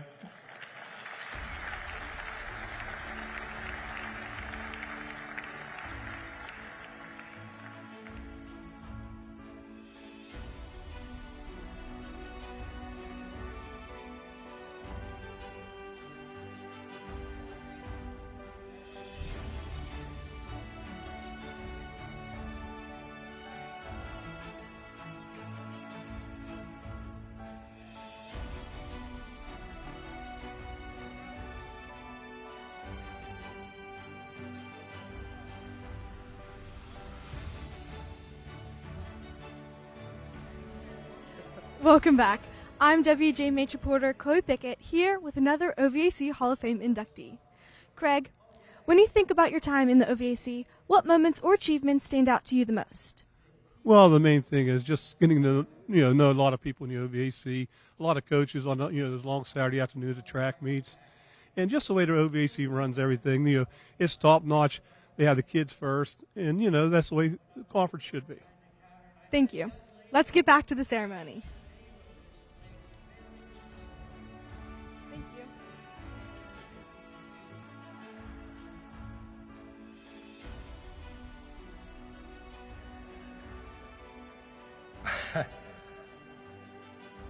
Our next category is officials. Dan DeLand, Bridgeport High School class of 1965. 22 years as a basketball official, 27 years as a softball umpire. Worked Ohio High School Athletic Association and West Virginia Secondary Schools Athletic Corporation state tournaments, countless regionals. Officer of the Executive Committee, member of the Ohio Valley Board of Softball Umpires, OVAC Basketball Committee member, All-Ohioan in baseball at BHS, Bridgeport Hall of Fame 2024 Ohio High School Athletic Association Officials Hall of Fame 2025. Accepting his award will be his daughter, Gina Holmes. Tonight, we induct into the OVAC Hall of Fame, Dan DeLand.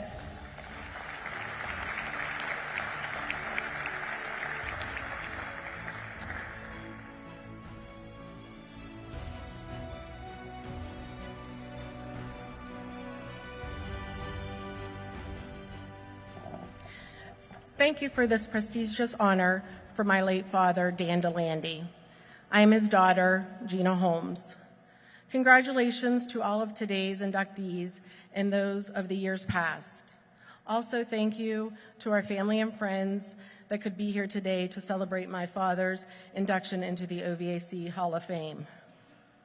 Many of you in this room may have known my dad as he lived in the Ohio Valley his entire life. You may have played sports with him or against him. You may have been one of his students or taught with him. You may have been one of the coaches or players that he umpired or refereed. Or you may have even played a round of golf with him. Throughout his childhood and teenage years, sports, especially baseball and basketball, was a huge part of his life. After serving in the U.S. Navy, he went on to college to pursue his profession in education and also played college basketball. He was in the field of education for nearly 50 years as a teacher, principal, coach, and athletic director. During this time is when he began his career into officiating, first basketball, then girls softball. He had a strong desire to educate the youth, whether in the classroom, basketball court, or softball diamond. Oftentimes, he was actually able to sit in the stands and be a fan, initially for me a long time ago, but more recently his favorite people, his grandchildren. During these games, there was not one time a referee or umpire did not come over to shake his hand and ask for his thoughts. As you can tell, sports and the Ohio Valley ran deep in his veins, and he impacted so many people throughout his life. He did all of this for the love of the game. Thank you.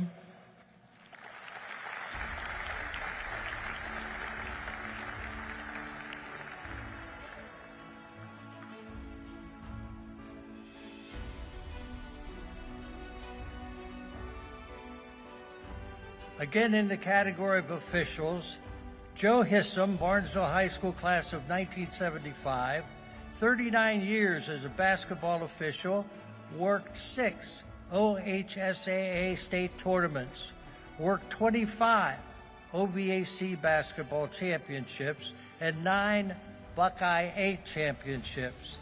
Officiating tournament games. District 5 Official of the Year in 2002, 2003, and 2007. District 12 Official of the Year, 2002. Ohio Valley Board Official of the Year, 2004.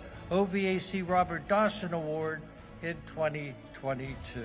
Tonight we induct into the OVAC Hall of Fame, Joe Hissam.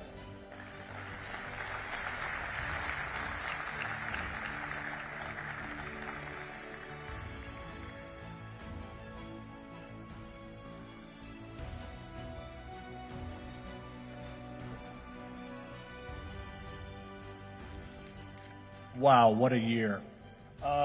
This has been one of the craziest years of my life, and tonight I'm being inducted to the OVAC Hall of Fame. Hard to believe, very hard to believe. I'd like to thank just a few people. I'll keep this short. I'd like to thank my wife for all she put up with. It's her birthday. I got to bring her back to Wheeling, her hometown, for her birthday. I'd like to thank my first 2 instructors, Roger Sowers, Hall of Famer, John Howe, Hall of Famers.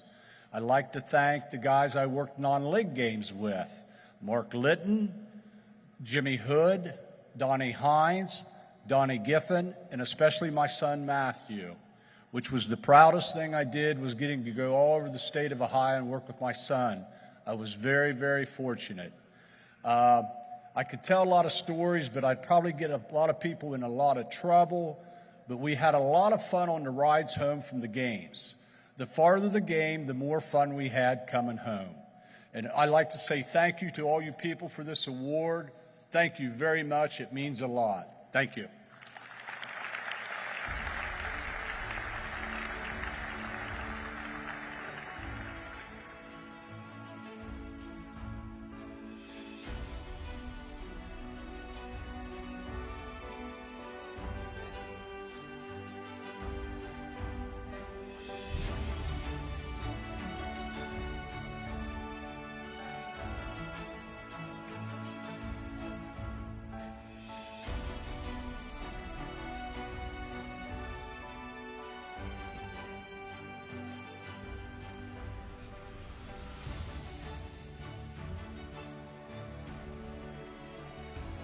Welcome back.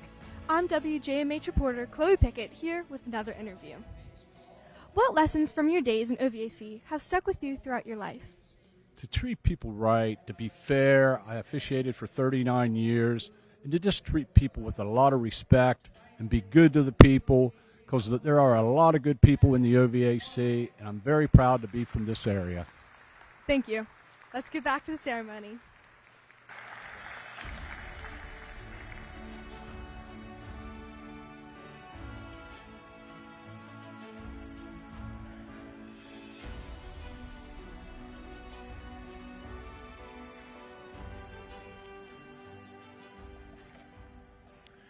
I can't believe that I'm here. Everyone has always looked to the OVAC as a support system for student athletes. It is recognized as a standard bearer throughout the athletic community, and I want to thank the selection board for this honor.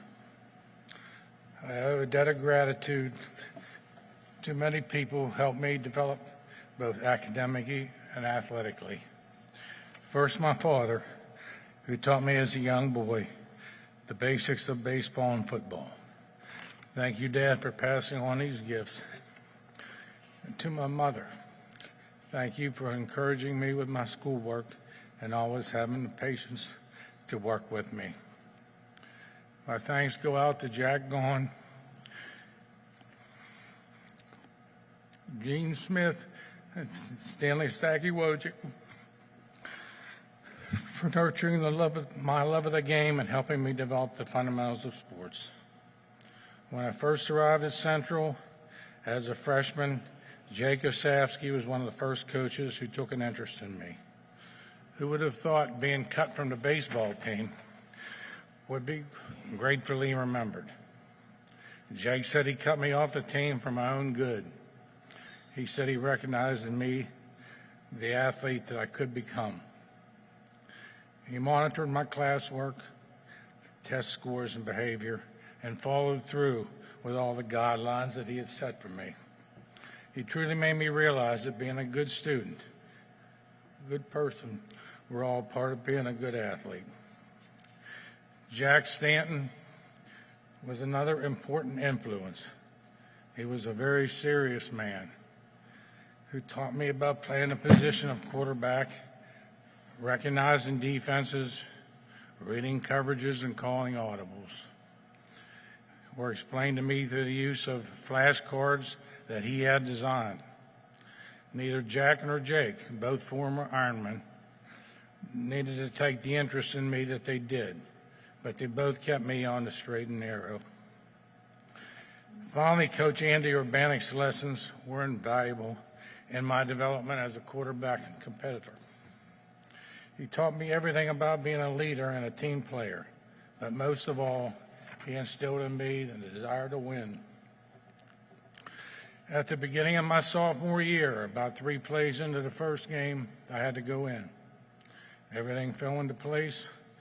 Coach Urbanic and all my former coaches had taught me well. In baseball, Coach Urbanic and Coach Ray Prano were the force behind making our team one to be reckoned with. Our team's successes throughout the years mirrored that of our football team. Finally, and most importance, was the fact that I was surrounded by the best, most dedicated teammates that anyone could ever have, which made it possible for us to accomplish all that we did. I personally want to thank and acknowledge each and every one of them for being the selfless and devoted individuals that they were. We supported each other both off and on the field. During my years at North Carolina State, I was the first two-sport athlete. I attribute my success in sports as well as in life to the guidance of the many fine coaches from the OVAC, as well as the wonderful mentors who taught me throughout my formative years. Thank you for providing me the foundation, knowledge, skills, and advice that made this honor possible. Thank you.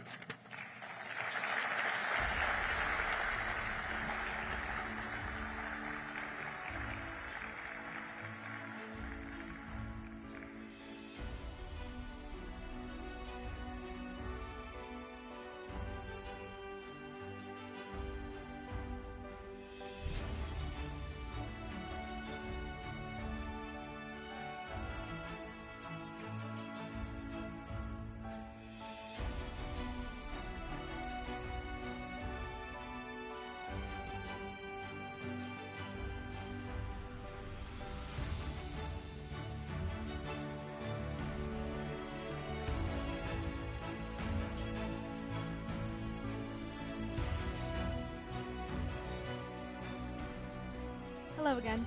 I'm WJMH reporter Chloe Pickett here with another OVAC Hall of Fame inductee. What advice would you give to young athletes competing in OVAC today? Just basically give your all, sacrifice, and don't cheat. Go for it, and honest of all, be up front and work your butt off. That's really what you have to do. And these coaches that I had that I talked to about in my speech were all just fantastic people who looked after me before they put me first. They were great. All right. Thank you. We'll be back with another interview soon.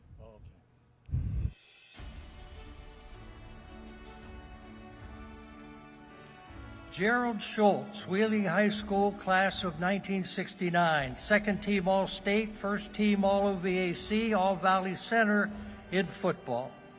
Fourth in West Virginia State Wrestling Tournament, second in the OVAC tournament. Second in the West Virginia Class AAA Shot Put, 52-2, and second in the OVAC All-Valley in track. Three-year letterman at center for West Virginia University, third team All-American Micelle Award at WVU, that's for academics. Tonight we induct into the OVAC Hall of Fame, Gerald Schultz. I'm down here, everybody. I'm not really short. I didn't realize that 3 weeks ago I was going to contract Lyme disease, and if any of you know any people who had it, or if you've had it, you know what it's like. But thankfully, I'm coming out of it. I'd like to thank the OVAC committee, my coaches, Jim Carlin, Bobby Bowden, Jerry Bruner, Sam and Frank Sirianni, and John Hibbert. I was lucky to have played in the OVAC, but I also coached 4 sports when I was at Wheeling Park High School and Wheeling High School: football, wrestling, volleyball, and softball.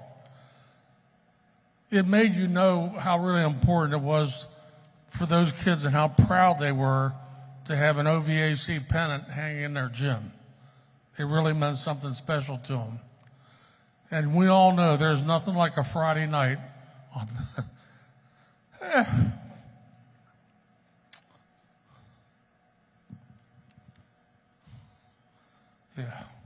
Friday night on the south end of the or a Saturday afternoon in Morgantown in the middle of October. What a great time. You know, in the first Olympics in Greece, the winners were crowned with a wreath, and the presenter would always whisper in their ear that fame was fleeting. And of course, so are 38 pants. We all realize that after our careers were over. But the OVAC Hall of Fame is forever. Thank you.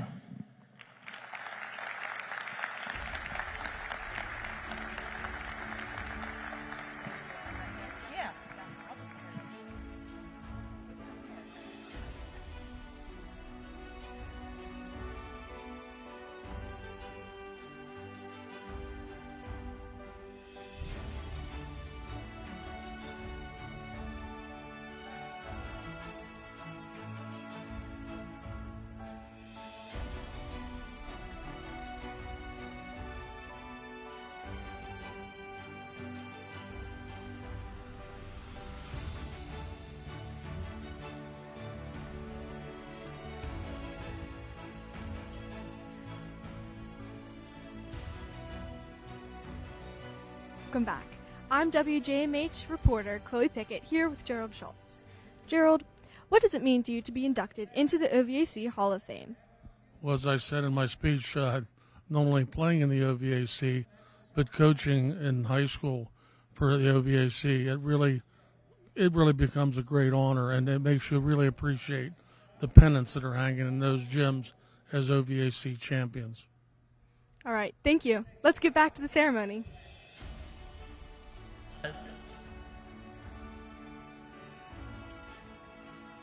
So 6 months go by, and Gabriel comes up and he says, "Hey, Pete, 6 months are up. Those two guys that came early, we got to get them back. I said, oh, yeah. What was that first guy? He said, he wanted to be a bald eagle. He said, where is he? He sees he's over the Grand Canyon now, just floating on the updraft. He said, what was that second guy? What did he want to be? He said he wanted to be a stud. Where is he? He said he's in a snow tire in Akron, Ohio. You thought it was going to be dirty, huh? I know. I know. Ernie Andrea, Wintersville High School class of 1975, first team All-Ohio class AAA, All-East District, All-OVAC. Scholastic Magazine High School All-American, All-Valley. Played in the OVAC and Ohio North-South All-Star Games. Standout sprinter in track and a heavyweight wrestler. 4-year letterman at guard for Ohio State second team, all Big Ten. Ladies and gentlemen, tonight we induct into the OVAC Hall of Fame, Ernie Andrea.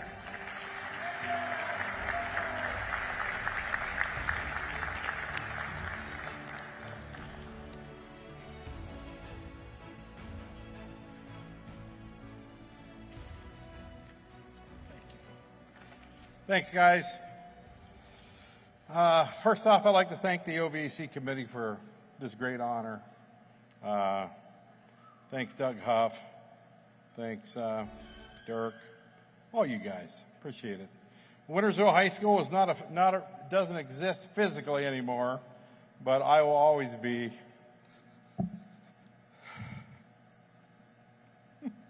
a warrior. I want to thank my high school. I want to thank Hank Spicer also, guys. I wouldn't be here without him. He talked to you guys and mentioned me, and voila, here I am. Thank you. As an athlete, I got to talk to my coaches. My gosh, there's so many coaches here, and I remember a lot of these guys. They get up, and I'm like, hey, I remember that guy. Oh yeah, Bel Air guys. This guy, great. Bob Kettlewell was my coach, and everybody remembers him from the Mohoppers. Everybody was a Mohopper. Hey, Mohopper! Bill Seach, Rich Suckotch, two of the most intense guys I've ever played for in my life. And that includes Woody Hayes and Alex Gibbs and a lot of those Ohio State guys that I played for. Let me tell you. One time, I think I was a junior, and I was up at Wintersville, and they got the hill over there, and we're running up that hill. I don't know, we ran up that hill 1,000 times in the summer.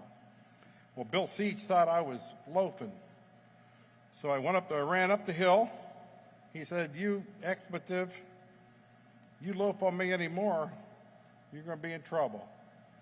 Next time up the hill, I made the turn. Bill Seach was on my back, riding me down the hill.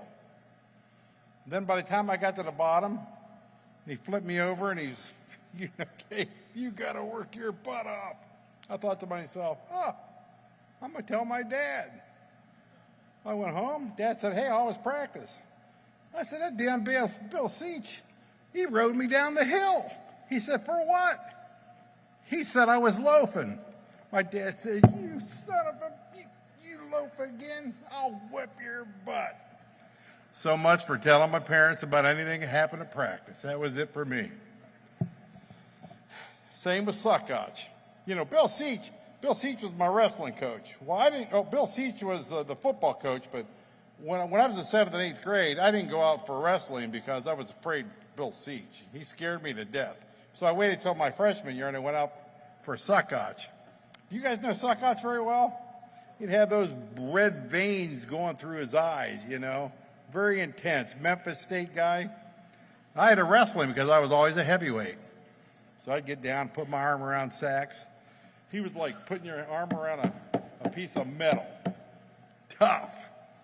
But you know what? I think I was 24-1 as a freshman. First time wrestling. It was pretty good. But anyway. Guy Marinacci, Dave Hervey, Fremo Ross, Dick Edge was came to be my wrestling coach after Dave Hervey and Bill Seach left, and Dick was a great guy. Almost got in a fight with him in the hallway because Terry Macy beat me, a 67-pounder, and I was mad. He said, "Ern, what are you mad about?" I said, "He whooped me." He said, "He's a senior." He still whipped me. You know, it's competition, right? Anyway, guys, I appreciate all this. I was sitting in Big Red's gym watching my grandson.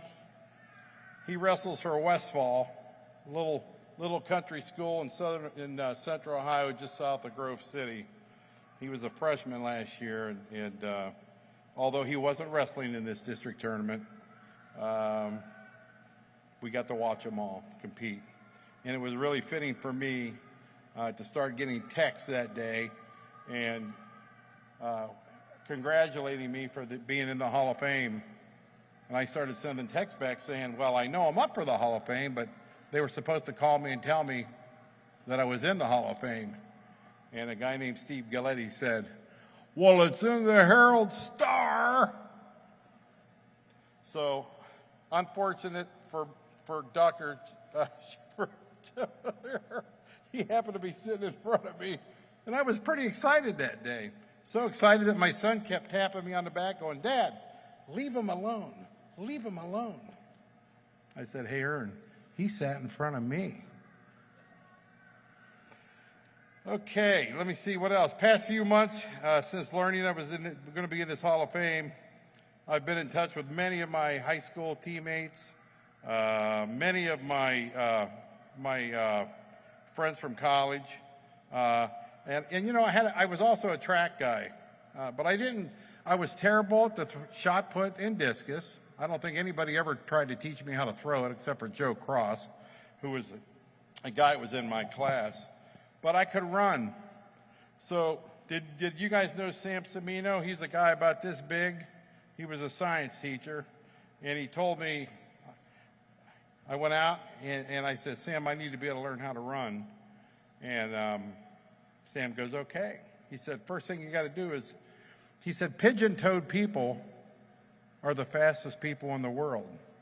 He said, "When you run down the track, your feet go like this. You look like a duck going down the track." He said, "What I want you to do is when you're in school, I want you to walk around pigeon-toed for a while so you can learn to get those feet going straight down the track, and you'll get faster." And I did at 200. Football was my thing. Everybody kind of knows that. But in wrestling was pretty good. But I always get the questions in track because they go, "Ern, you'd run that 220. He said, "You come around that corner." I was about 248, 6'3", 248. And I ran like 23 something in the 220. And it was all because of that little Sammy Semino teaching me how to run.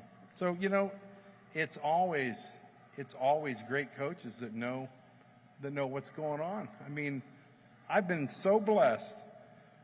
Bob Kettlewell's football staff, to me, bar none, they take a backseat to nobody. They were all good football coaches, just great football coaches. Then I get to Ohio State and I got to deal with Woody. And Woody and I shared a birthday. I don't know if you guys know that, but I'm a Valentine's Day baby, and so is Woody. So when I had my first recruiting visit up there, we had a big birthday cake. It said, "Happy birthday, Ernie, Andrea, and Woody Hayes." And guys, my mom and my dad,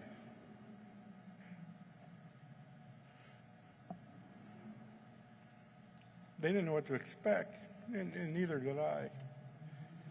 But I still have Woody was always good to me. Loved the guy.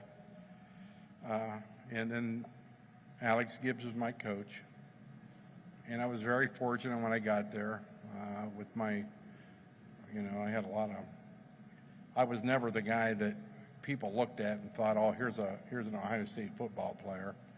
I had that bay window, and Billy Hill, our trainer, and John Bozick, our equipment manager, said, "Hey, let's give Big Ern the half cut off t-shirt and the shorts, the gray skivvies, and let him run his Woody sprint test.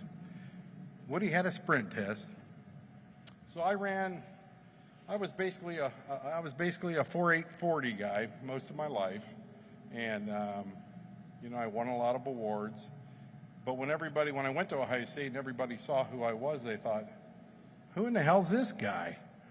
And in fact, an attorney friend of mine, Garth Cox, who was a tackle, he said to me, Aaron, did you realize that me and all the other guys, linemen and Archie, we were all sitting in the stands and we wanted to watch you run your sprint test with Woody? I said, no, I had no idea. He goes, well, we did.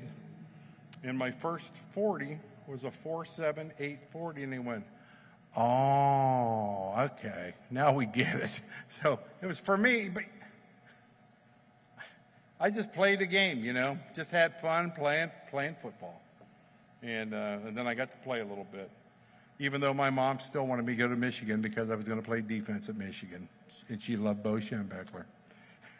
Anyway, I want to thank all the people in this valley for helping me, help me develop into the young man and athlete that I was, going from high school to playing at Ohio State, and all the opportunities that were given to me in the last 50 years. I had a good life. I was the Riddell guy for 22 years. I sold all the helmets and shoulder pads, did all the reconditioning, weekly laundry in Columbus and down to Ironton, Ohio. Was on the board of the Youth Boosters in Worthington for 20-some years. In fact, my wife she said, you have a job. I'd get calls at midnight. The lights are on at Perry Park 2. Run over at midnight, turn the lights out. But, it's just a lot of fun. Now I got grandkids. They're all athletes, and they're great. We good? Okay, my wife says, cut her down. Guys, thank you very much for this honor. It's fun, and I've been having a great time. Thank you.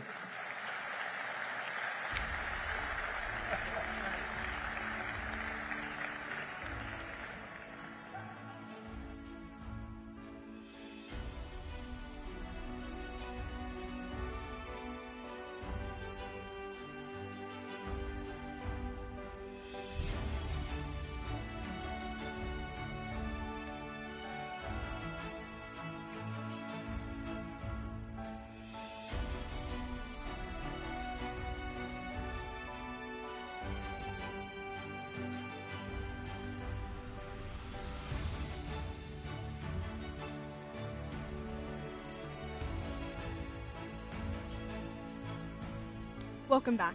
I'm WJMH Reports, Chloe Pickett. When you think about your time in the OVAC, what moments stand out the most to you? I would say probably more than just football. For me, I think wrestling. The OVAC tournament, actually right here. Well, it was at John Marshall University. And the way that I did real well down there, but I wasn't a champion. Because I always did something to kind of mess things up, you know what I mean? But it was a great tournament, and I loved it. And I had a great coach, and it was great to just always come down here and wrestle in that. Thank you. We'll be back soon with another interview.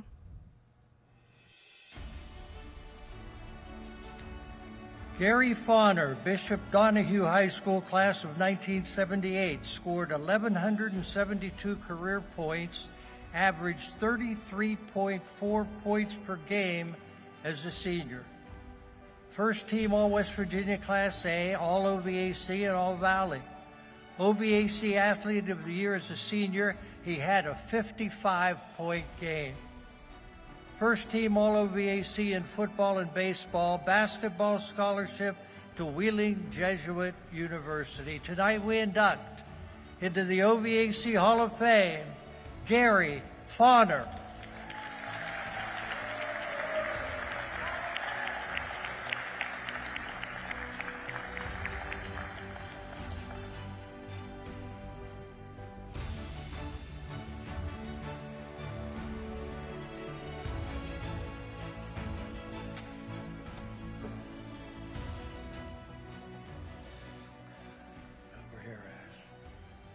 I want to thank the committee and everyone involved in considering me for the OVAC Hall of Fame.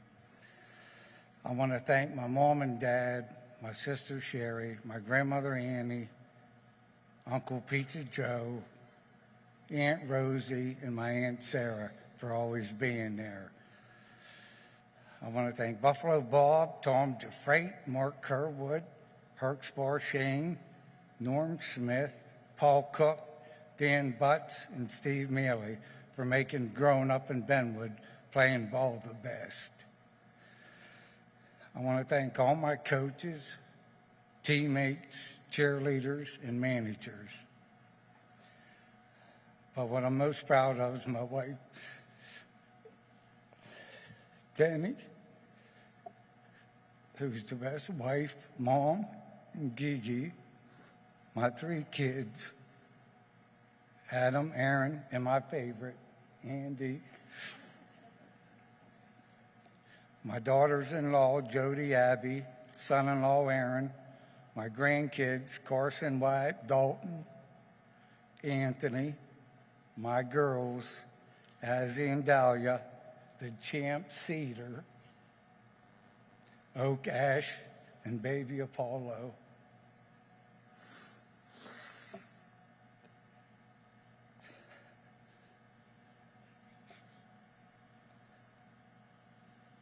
I want to share this award with my 2 heroes who are better men and athletes than I ever was. My sons, Abby and Aaron. Thank you.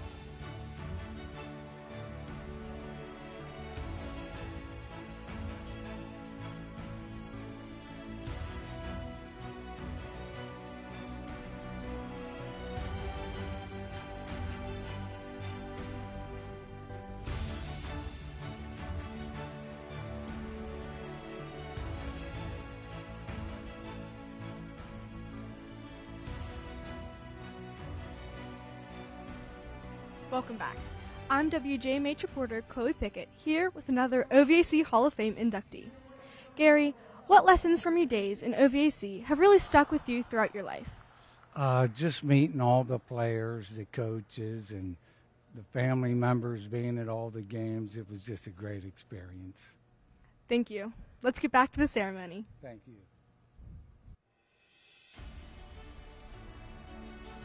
Heath Haynes, the Lindsley School, class of 1987, 2-time first-team All-West Virginia, Class A captain as a senior, 2-time OVAC Player of the Year, All-Valley captain, 26-4 pitching record at Lindsley, Legion State Tournament MVP, All-Sun Belt Conference pitcher at Western Kentucky University, played for several minor league teams, briefly for the Expos. Tonight we induct into the OVAC Hall of Fame, Heath Haynes.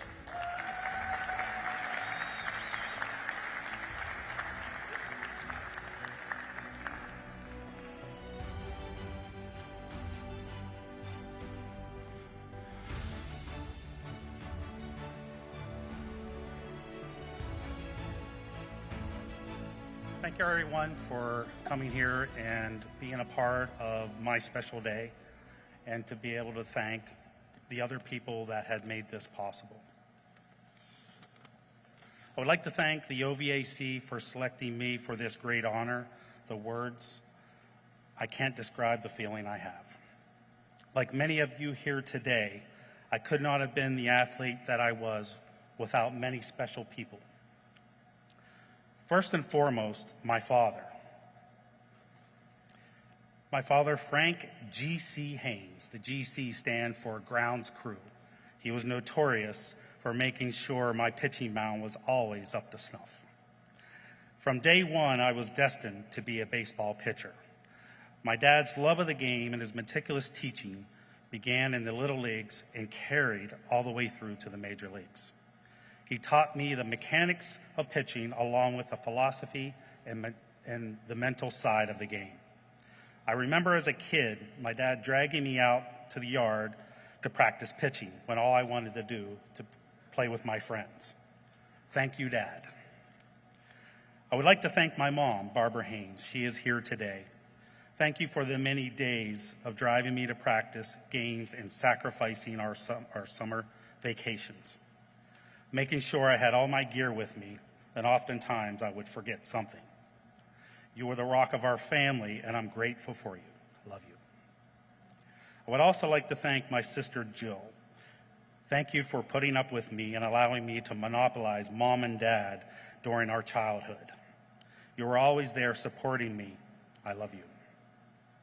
And to my wife of 30 years, Eileen, thank you for keeping me grounded during the ups and downs of sports, as we all know, and our travels and baseball career. I love you, and here's to another 30 years. I was very fortunate to have a great neighborhood to grow up in. Many of us would like to play all kinds of sports. One of those friends is here today, and by everybody coming up to him, I think everybody knows this guy, Mike Pye Tranton. Thank you, Mike, for being my greatest spokesperson and always being there to play wiffle ball, Nerf football, and other games. Another friend that could not be here was Steve Powell.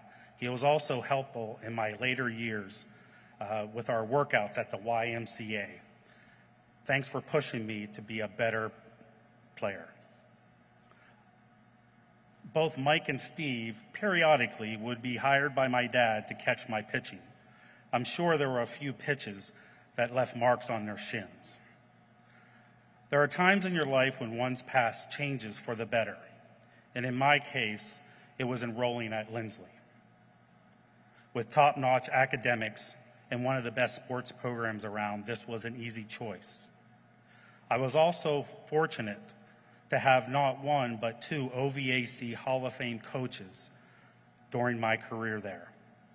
Head coach Gary Sprague, thank you for guiding me through my high school career. You were instrumental to my success.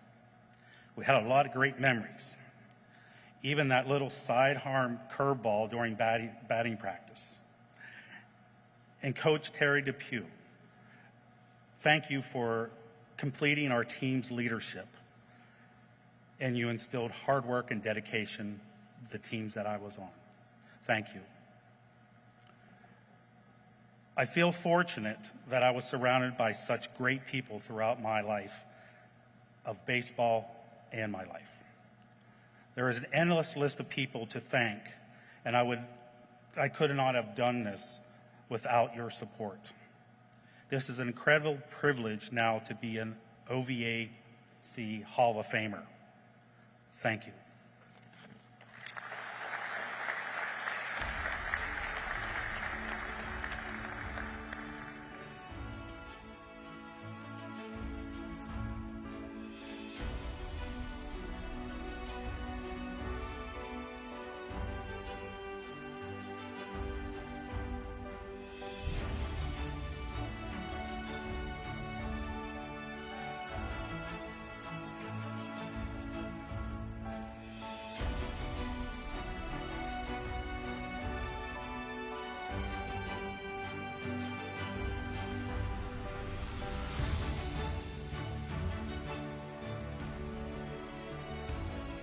Welcome back. I'm WJMH reporter Chloe Pickett. Who played the biggest role in helping you get to this point? Undoubtedly, my father. He was meticulous in all of our teaching me and practice and instilling the values of learning how to play the game of baseball, not only on the field but off the field. Thank you. Let's get back to the ceremony.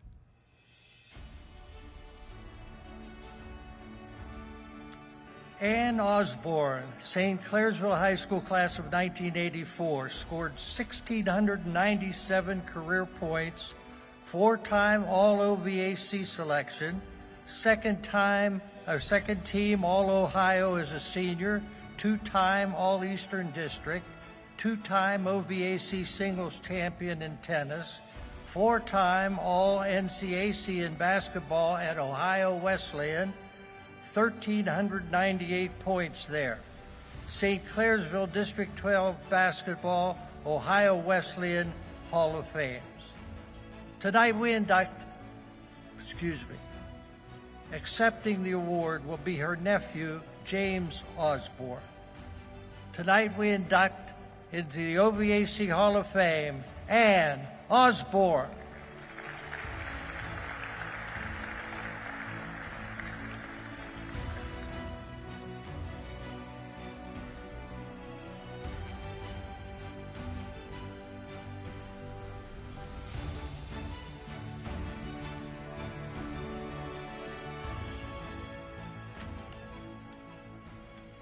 Good evening.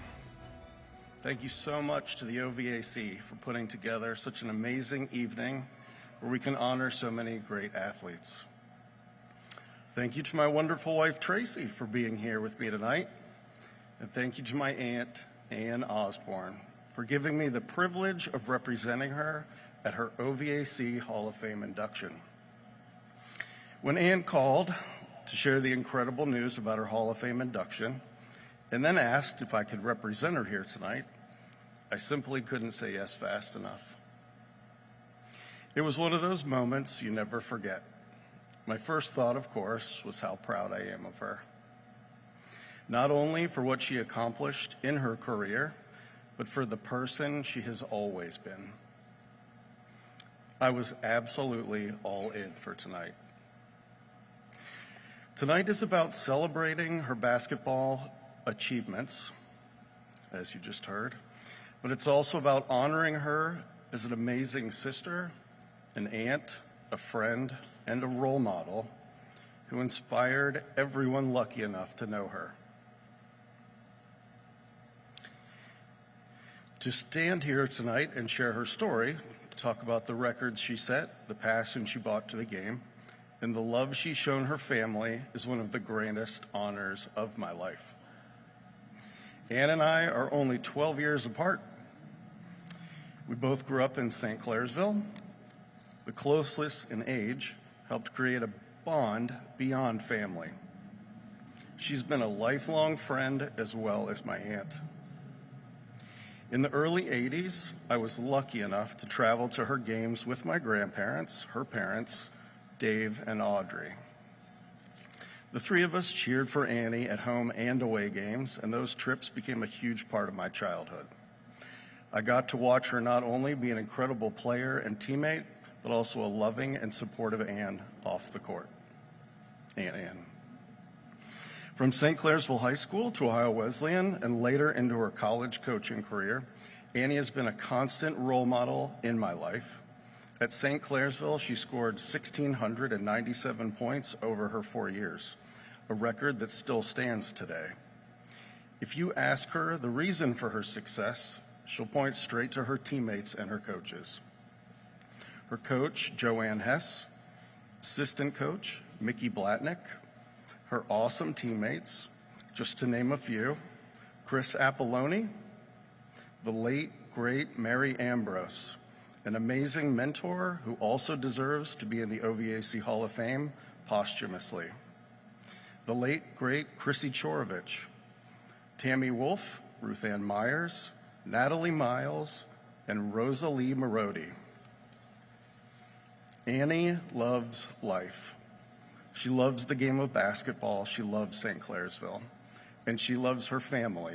My aunt is amazing. Ann's story is more than numbers on a scoreboard. It's about heart, dedication, and the way she touched everyone around her. So tonight, we just don't celebrate her induction into the Hall of Fame. We celebrate the person she is, the lives she's impacted, and the legacy she continues to build. Congratulations, Annie. You've more than earned this.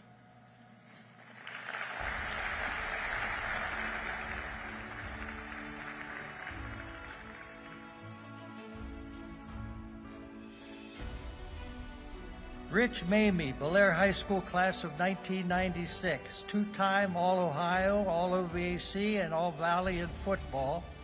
Big Red's all-time leading tackler, 515, and scorer, 282 points.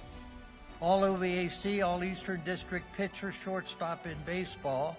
Multi-year letterman in football, baseball at Walsh University. All NCAC in baseball, Belair Wall of Fame inductee in 2006. Tonight we inducted to the OVAC Hall of Fame, Rich Mamie.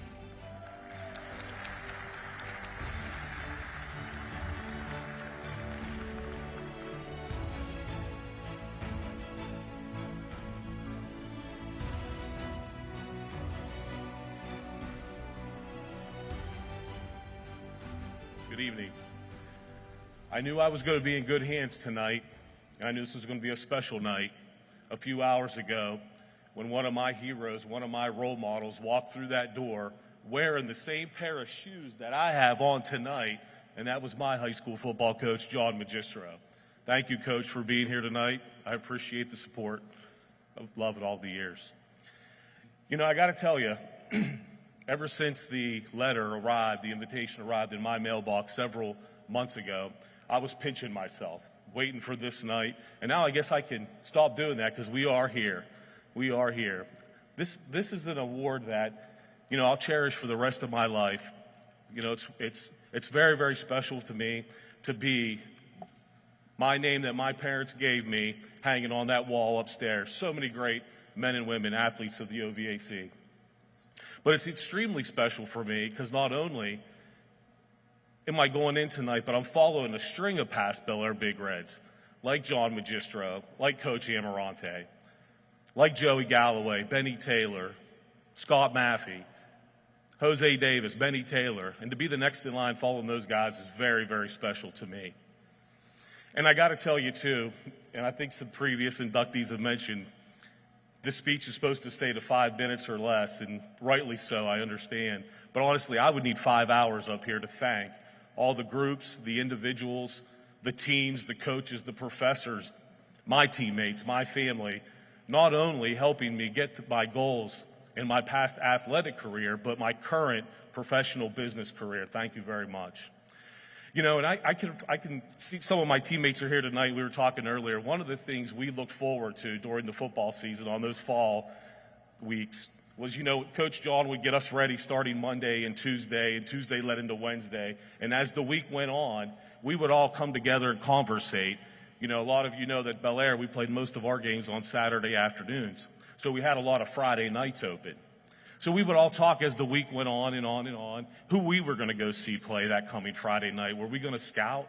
Were we going to go see some of our buddies play? The OVAC, especially in the 90s, put on such a hell of a venue. I mean, there was teams and coaches great up and down the Ohio River and throughout. So as that week went on and on and on, and we wanted to figure out who we were going to go see, were we going to go down to River and see Mike Mistovich in that aerial show? Or maybe we were going to go to Shady Side and see Justin Holmes in that outfit. Or perhaps maybe we were going to go to St. Clairsville and see Matt King lead 10, 12, 14 play drives, 3 yards in a cloud of dust. Or perhaps maybe we were going to go to Steubenville Central and see Benji Claus and the circus act plays that he put on weekly. Or maybe it was Martin's Ferry and go see guys like Brian McFarland, steamroll linebackers and defensive backs from his fullback position.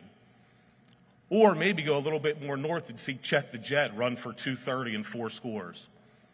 My point is the OVAC put on such a hell of a show back then in those 90s. John Marshall was good. Brooke was good. I mean, it was just a heck of a place to play during the 90s. And then there was Nelson Field on Saturday afternoon, often referred to as a sun-drenched Nelson Field, but it didn't matter if it was a frozen Nelson Field or a rainy or a soggy Nelson Field. My teammates and I, we tried to protect that turf like no other. And I will say, I'm so fortunate, going through my adult years, I've been very, very, very thankful for all the awards and accolades and the records. My name falls under a lot of that. But believe me, I'd be the first one to tip my cap to many people. I mean, how lucky was I? I got to take handoffs from Jose Davis. I got to catch passes from Jose Davis. I got the lead blocker of Bobby Roth through the hole time and time again, who I think is still the best fullback the Ohio Valley has ever seen all around. And then one of the groups that didn't get enough credit back then was our offensive line. And it consisted of guys like Weber and Myers and Adams and Bubba Sechrist and Tony Vingia. And a lot of people didn't know this, but those guys could bench press. A lot of them could bench press 400 pounds at age 17. So even though I reap all the awards, boy, did I have a heck of a supporting cast in front of me and alongside of me. And I will say, listen to this gentleman about all the tackles. I mean, again, how fortunate was I? I got to line up next to one of my best friends at inside linebacker who always had my back, a future NFL player in Benny Taylor. Very, very lucky. Very lucky. And thinking back on watching some of the past videos and reading some of the past newspaper articles, George Kellis and Gino Startari and Bill Phillips, a lot of the gentlemen that covered our games back then, they would often say things like, Richie Mamie played the game of football like it was meant to be played. Probably the best ever compliment I've ever received. But they would also say, that he played with a heart this big. The passion, the desire, the willingness to either get to the end zone or make the tackle. And I got to tell you, if any of you know my mother, she has a heart this big. So I'm so thankful to get a chunk of that. Thank you very much, Mom. She's one of the most loyal, passionate people that I've ever met. And I got to tell you, I know football's king in the Valley, or maybe even coast to coast in our nation now. I think it passed up baseball. But my first love was always baseball. And actually, I still think to this day baseball was my best sport. The longevity of my baseball career in 4 years of college, I look back and there was one particular instance that stood out the most to me that helped me get to where I wanted to go in baseball. And I got to share this story with you. So at the early age of 6, 7 years old, my father, he got a wooden bat. He injected it with lead strategically. And I had to go out and get 100 cuts every day. Rain, snow, winter, summer, it didn't matter. At that point, I didn't really realize. But I will say today, Dad, thank you for that. I still never seen a fastball pass me, whether it was 90 or 92. I always had the bat speed, and I do truly appreciate that. But honestly, I'll cherish this for the rest of my life. I do truly appreciate this honor. I got to share huddles and dugouts and locker rooms with guys like Scotty Coyne, Scotty Pitts, Ty Vassarelli, so many great players. It was a privilege and an honor. I'd like to close with this this story that happened to me when I was at the age of 19. I was playing baseball at Walsh University. We were heading south for our Florida trip, our annual Florida trip, where the college version of spring training. And we're flying out of Cleveland, and we're going to fly into Fort Myers and play that evening. And when we get off the plane, we're in luggage return. And I say to one of my buddies standing next to me, one of my teammates, I said, Frank, doesn't that look like Jim Kelly over there, the coach of the Buffalo Bills? And Frank goes, no, Rich, that's not him. That's not him. And as I stood back and I looked, he had his hat pulled down low. He had a jacket on. He had sunglasses on. I worked up the courage to walk over to Jim. And I said, Mr. Kelly. And he said, how did you recognize me? And I said, man, big fan. He shook my hand. We chatted for a few moments. He asked me what my team and I were doing down here, playing ball. And as we chatted, and he said, Rich, I want to tell you something. And as he picks up his bags that come out of luggage return, he grabs my hand, he twists my shoulder around, and we're facing completely the opposite direction. And Jim, as he has his arm around me, and he's pointing out to what is the double doors parking lot where taxi cabs pick up, drop off, there's a minivan there. And in that minivan, the driver is Jim's wife, Kelly. And as we look and he points, these 2 or 3 little heads pop up, which are Jim's daughters. And they're blowing him kisses and saying, come on, Dad, and saying hi to him. And as Jim has his arm around me and he's pointing to that, he says, Rich, I want to tell you something. He goes, that is what it's all about. And as I look today at table number 3, when I look down and see my beautiful wife, Jill, and my 4 wonderful children, Brandon, Adam, Luke, and my princess, Reese Cup, if I ever ran back into Jim Kelly today, I would say, Jim, I know exactly what you were talking about. Thank you very much. I appreciate this award. I'll cherish it for the rest of my life. Thank you.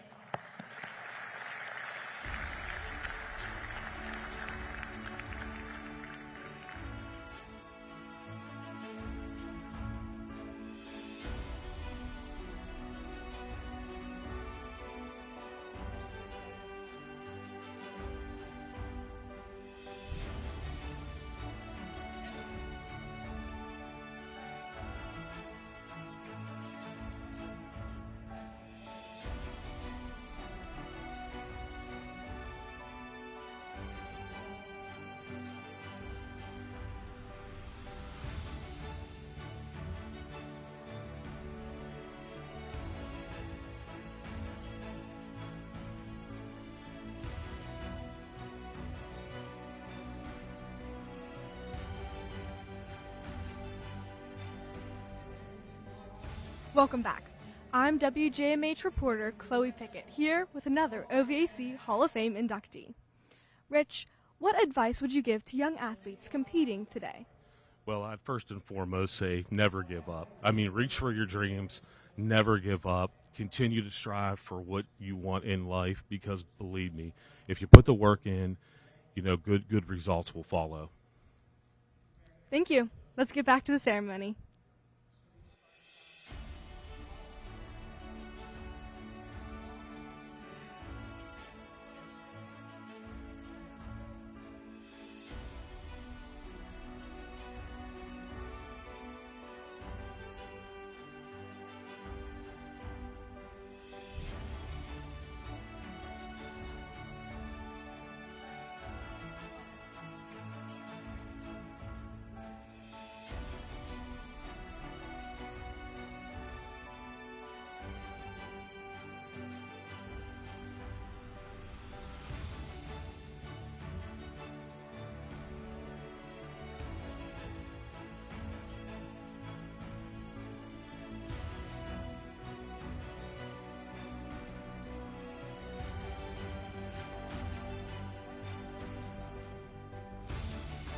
Well, anyway.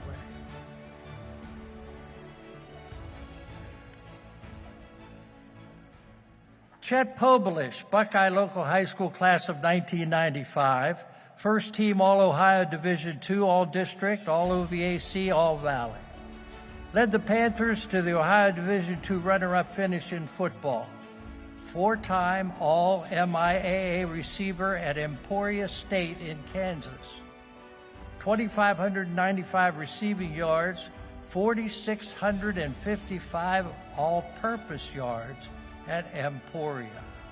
Spent a quarter of a century coaching at various colleges. Accepting the award is Coy Sudbury, the superintendent of Buckeye Local Schools. Tonight, we induct into the OVAC Hall of Fame, Chet Pobolish.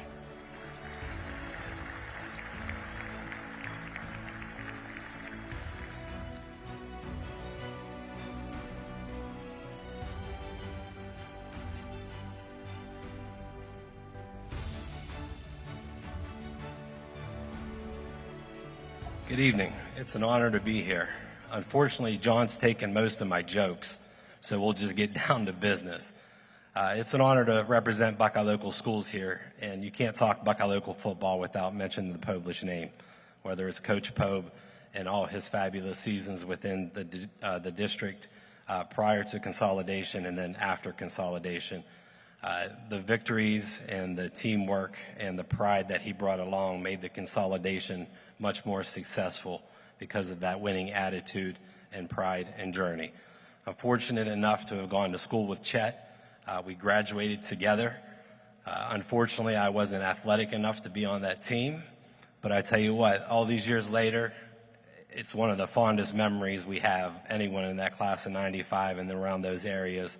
That ride was just incredible. That undefeated season regardless of what people from Martins Ferry say about that field goal. It was an undefeated season. Those victories, those times, I know Mr. Doyle's here. He was our high school principal as well. And as an administrator now, I can't imagine the outrage we would have on social media on the Friday afternoons when we watched the previous week's playoff victory, and then we got an early dismissal to travel to the next game. I'm sure that wouldn't go over well with all the experts on social media. But unfortunately, Chet couldn't be here tonight. He is preparing for his own season. So he did ask me to fill in. He did send me a brief message because we both now in our late 40s are both rule followers. So we're going to stick to the 5-minute rule. His message to everyone: good evening, everyone. I'm truly honored to be inducted into the OVAC Hall of Fame. I wish I could be there in person to thank the committee, my coaches, teammates, and everyone who has played a part in my journey, both on and off the field. Your support has meant more to me than you'll ever know. This recognition is incredibly meaningful, not just because of the rich tradition of OVAC football, but because I get to share it with someone who means the world to me, my father, Ron Poblish. To be inducted alongside my dad is something truly special. He laid the foundation for me, not just in football, but in life. I was fortunate enough to play for him in the 1994 Ohio State Championship, an experience that strengthened our bond and showed me firsthand his strength, leadership, and love for the game. Those lessons shaped who I am, and I'm proud to follow in his footsteps tonight. Thank you again for this incredible honor. It's something I will always treasure. And I'd like to thank Chet, because this is the closest I'll ever get to an athletic Hall of Fame. Thank you, and go Panthers.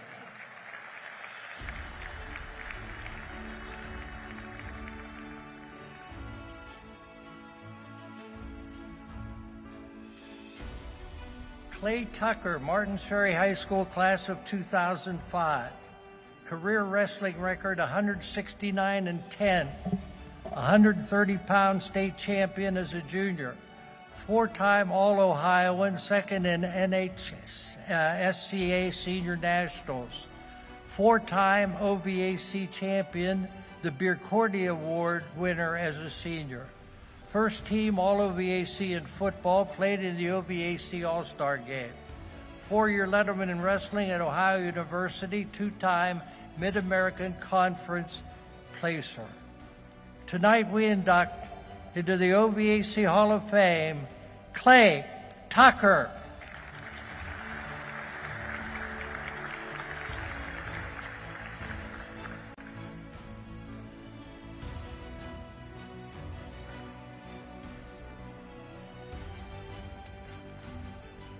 Firstly, I want to thank the OVAC Hall of Fame committee for recognizing me.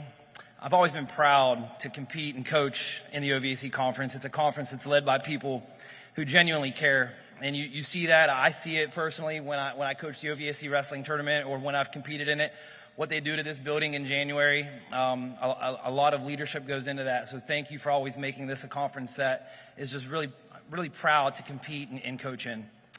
When I look back on my time as an athlete at Martins Ferry and later Ohio University, one word always stands out to me, and that's fortunate.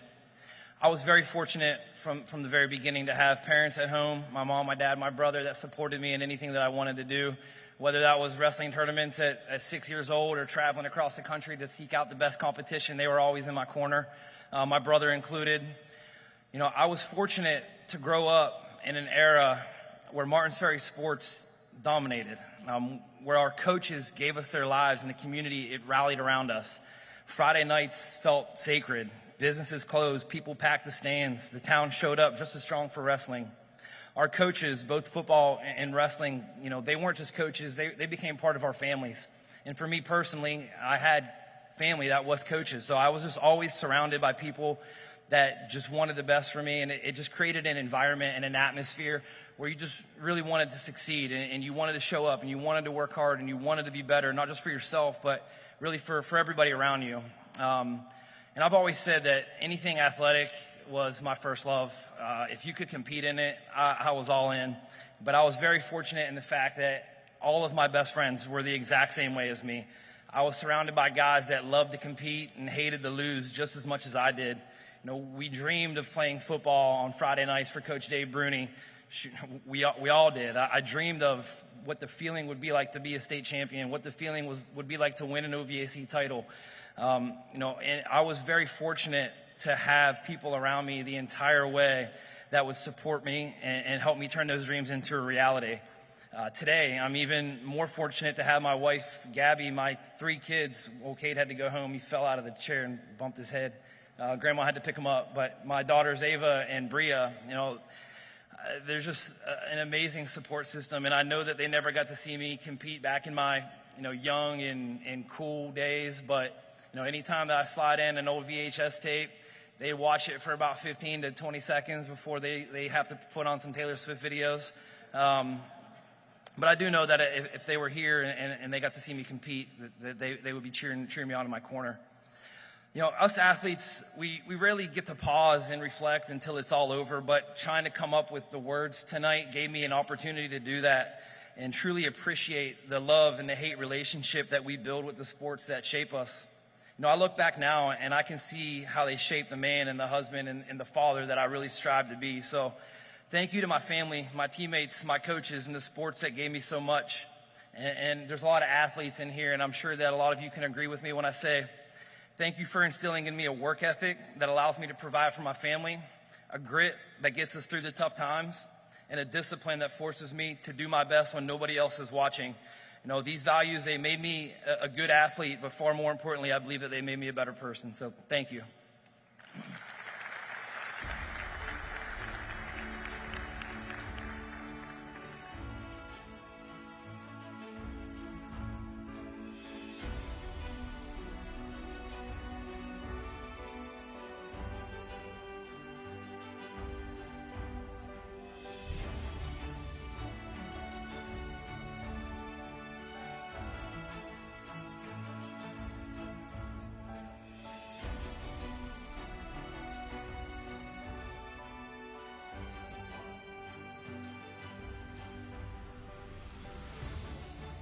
Welcome back.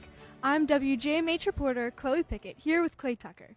Clay, what does it mean to you to be inducted into the OVAC Hall of Fame? Oh, it means the world to me. You can see all the names on the wall out there. I'm very humbled. I'm very proud. I've always said that the OVAC conference is a very proud conference, and the way that it's ran, the leadership here. There's so many people to thank, and like I said in my speech just now, I was just very fortunate to have a ton of support growing up, a ton of support through 6 years old all the way through the end of my athletic career, and including now. So I'm very humbled, and I'm just very humbled. Thank you. Thank you.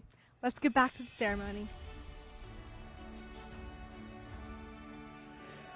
Derek Wolf, Beaver Local High School class of 2008. First team All-Ohio Division III defensive lineman, All-OVAC, All-Eastern District, 205 career tackles. Fifth in the Ohio High School Athletic Association Division II and OVAC in wrestling, 33-4 as a senior. Big East Co-Defensive Player of the Year at the University of Cincinnati. Second round draft pick of the Denver Broncos, played 10 years in the NFL. We're going to have a video acceptance of the award. And tonight we induct into the OVAC Hall of Fame, Derek Wolf.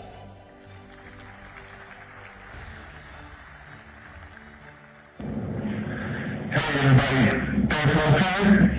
I want to first off by saying I'm extremely humbled to be selected into the OVAC Hall of Fame.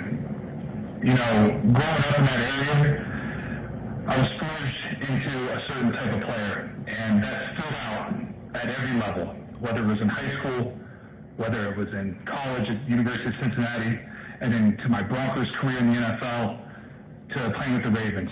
That OVAC toughness always stuck with me.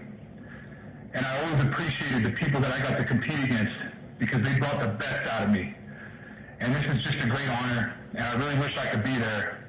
But you only get to take your daughter to college for her first day for one time. You get that one time in this life, and I'm not going to miss that for anything because above all, being a good father is what's most important to me. So I really appreciate you guys, and I wish I could be there.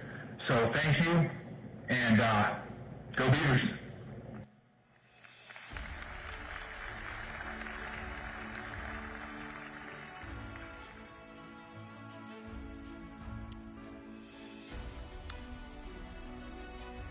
Aaron Baines, Wheeling Park High School class of 2012, three-time West Virginia class AAA OVAC high jump champion.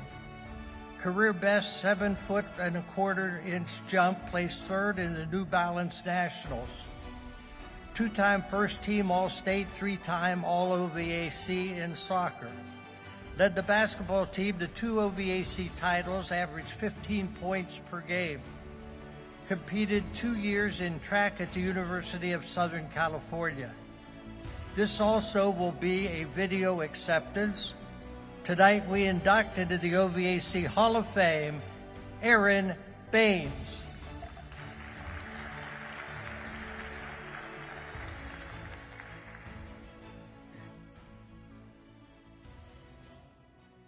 I can't be there in person, but it's a true honor to be a part of this class of Hall of Fame inductees. I'd like to thank the Ohio Valley Athletic Conference and the selection committee for this awesome recognition. Also, I want to say congratulations to my fellow inductees. I'm forever grateful for the opportunity that I had to be a 3-sport athlete while at Wheeling Park. I never expected or imagined this moment, and I'd like to give a special shout out first to my parents, because they gave me every opportunity to excel in athletics. All of the soccer camps, basketball camps, rides to and fro practice, the YMCA memberships. They just gave me nothing but love and support, so I really want to thank them for that. I'd like to thank my coaches and teammates over the years. Teammates would be far too many to name, but a few coaches that I want to give special thanks to would be Coach Jebbia, who was my basketball coach, Coach Mario for soccer, Coach Doc for track and field. Each of them impacted me in profound and different ways. Each were great role models, and something that becomes very apparent to all former athletes is just how much athletics prepares you for real life. You learn how to win, how to lose, how to work hard, how to work together, and how to sacrifice for each other. Two other coaches that I want to thank are Coach Brett Wysocki and Coach Dave Stonke. Wysocki was an assistant track coach and what felt like my personal hype man. His greeting for me was just to yell my name emphatically. He would say, "Aaron Baines!" Hopefully that wasn't too loud for you guys. Whether he knows it or not, I attribute a lot of my success, both in track and life, to him, because April of 2011, my junior year, we had a track meet in Mars, Pennsylvania. My personal best going into the track meet was 6 feet 10 inches. So the meet starts, I'm jumping, and I equal my personal best. And I asked for them to raise the bar to 6'11". I clear that. Now I have a new personal best. I'm proud of that effort. And the week leading up to the meet, I was nursing a strained hip flexor, and my inclination was to get out while the getting was good. And they said, "Where do you want us to put the bar?" So I said, "Yeah, I think I did it, right? I think I'm good." And Coach Wysocki came over and said, "Come on, Baines, you think Jordan would have stopped when he got to 50 points? No, he would have kept going." So I said, "Let's raise it to 7 feet." Then I clear 7 feet, and they measure it, and it was 7 feet and a quarter inch. The significance of that jump is it ranked me second in the country going into my senior year. It allowed me to be recruited, and I ultimately accepted a scholarship to USC, where I met my now wife, Jade, and we just had a daughter who turned 1. Her name is Ava.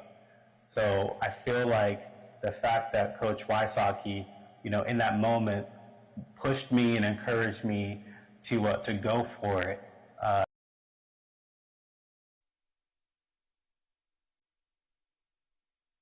You're watching a WJMH Media production. We're an entirely student-run broadcasting program based out of John Marshall High School, whose goal is to connect, entertain, and inform. Along with many John Marshall High School productions, WJMH Media has also worked with WTRF, the Wheeling Symphony Orchestra, Augusta Levy Learning Center, OVAC, West Liberty University, and the Marshall County Chamber of Commerce. You can follow us on Facebook, X, and YouTube at WJMH Media.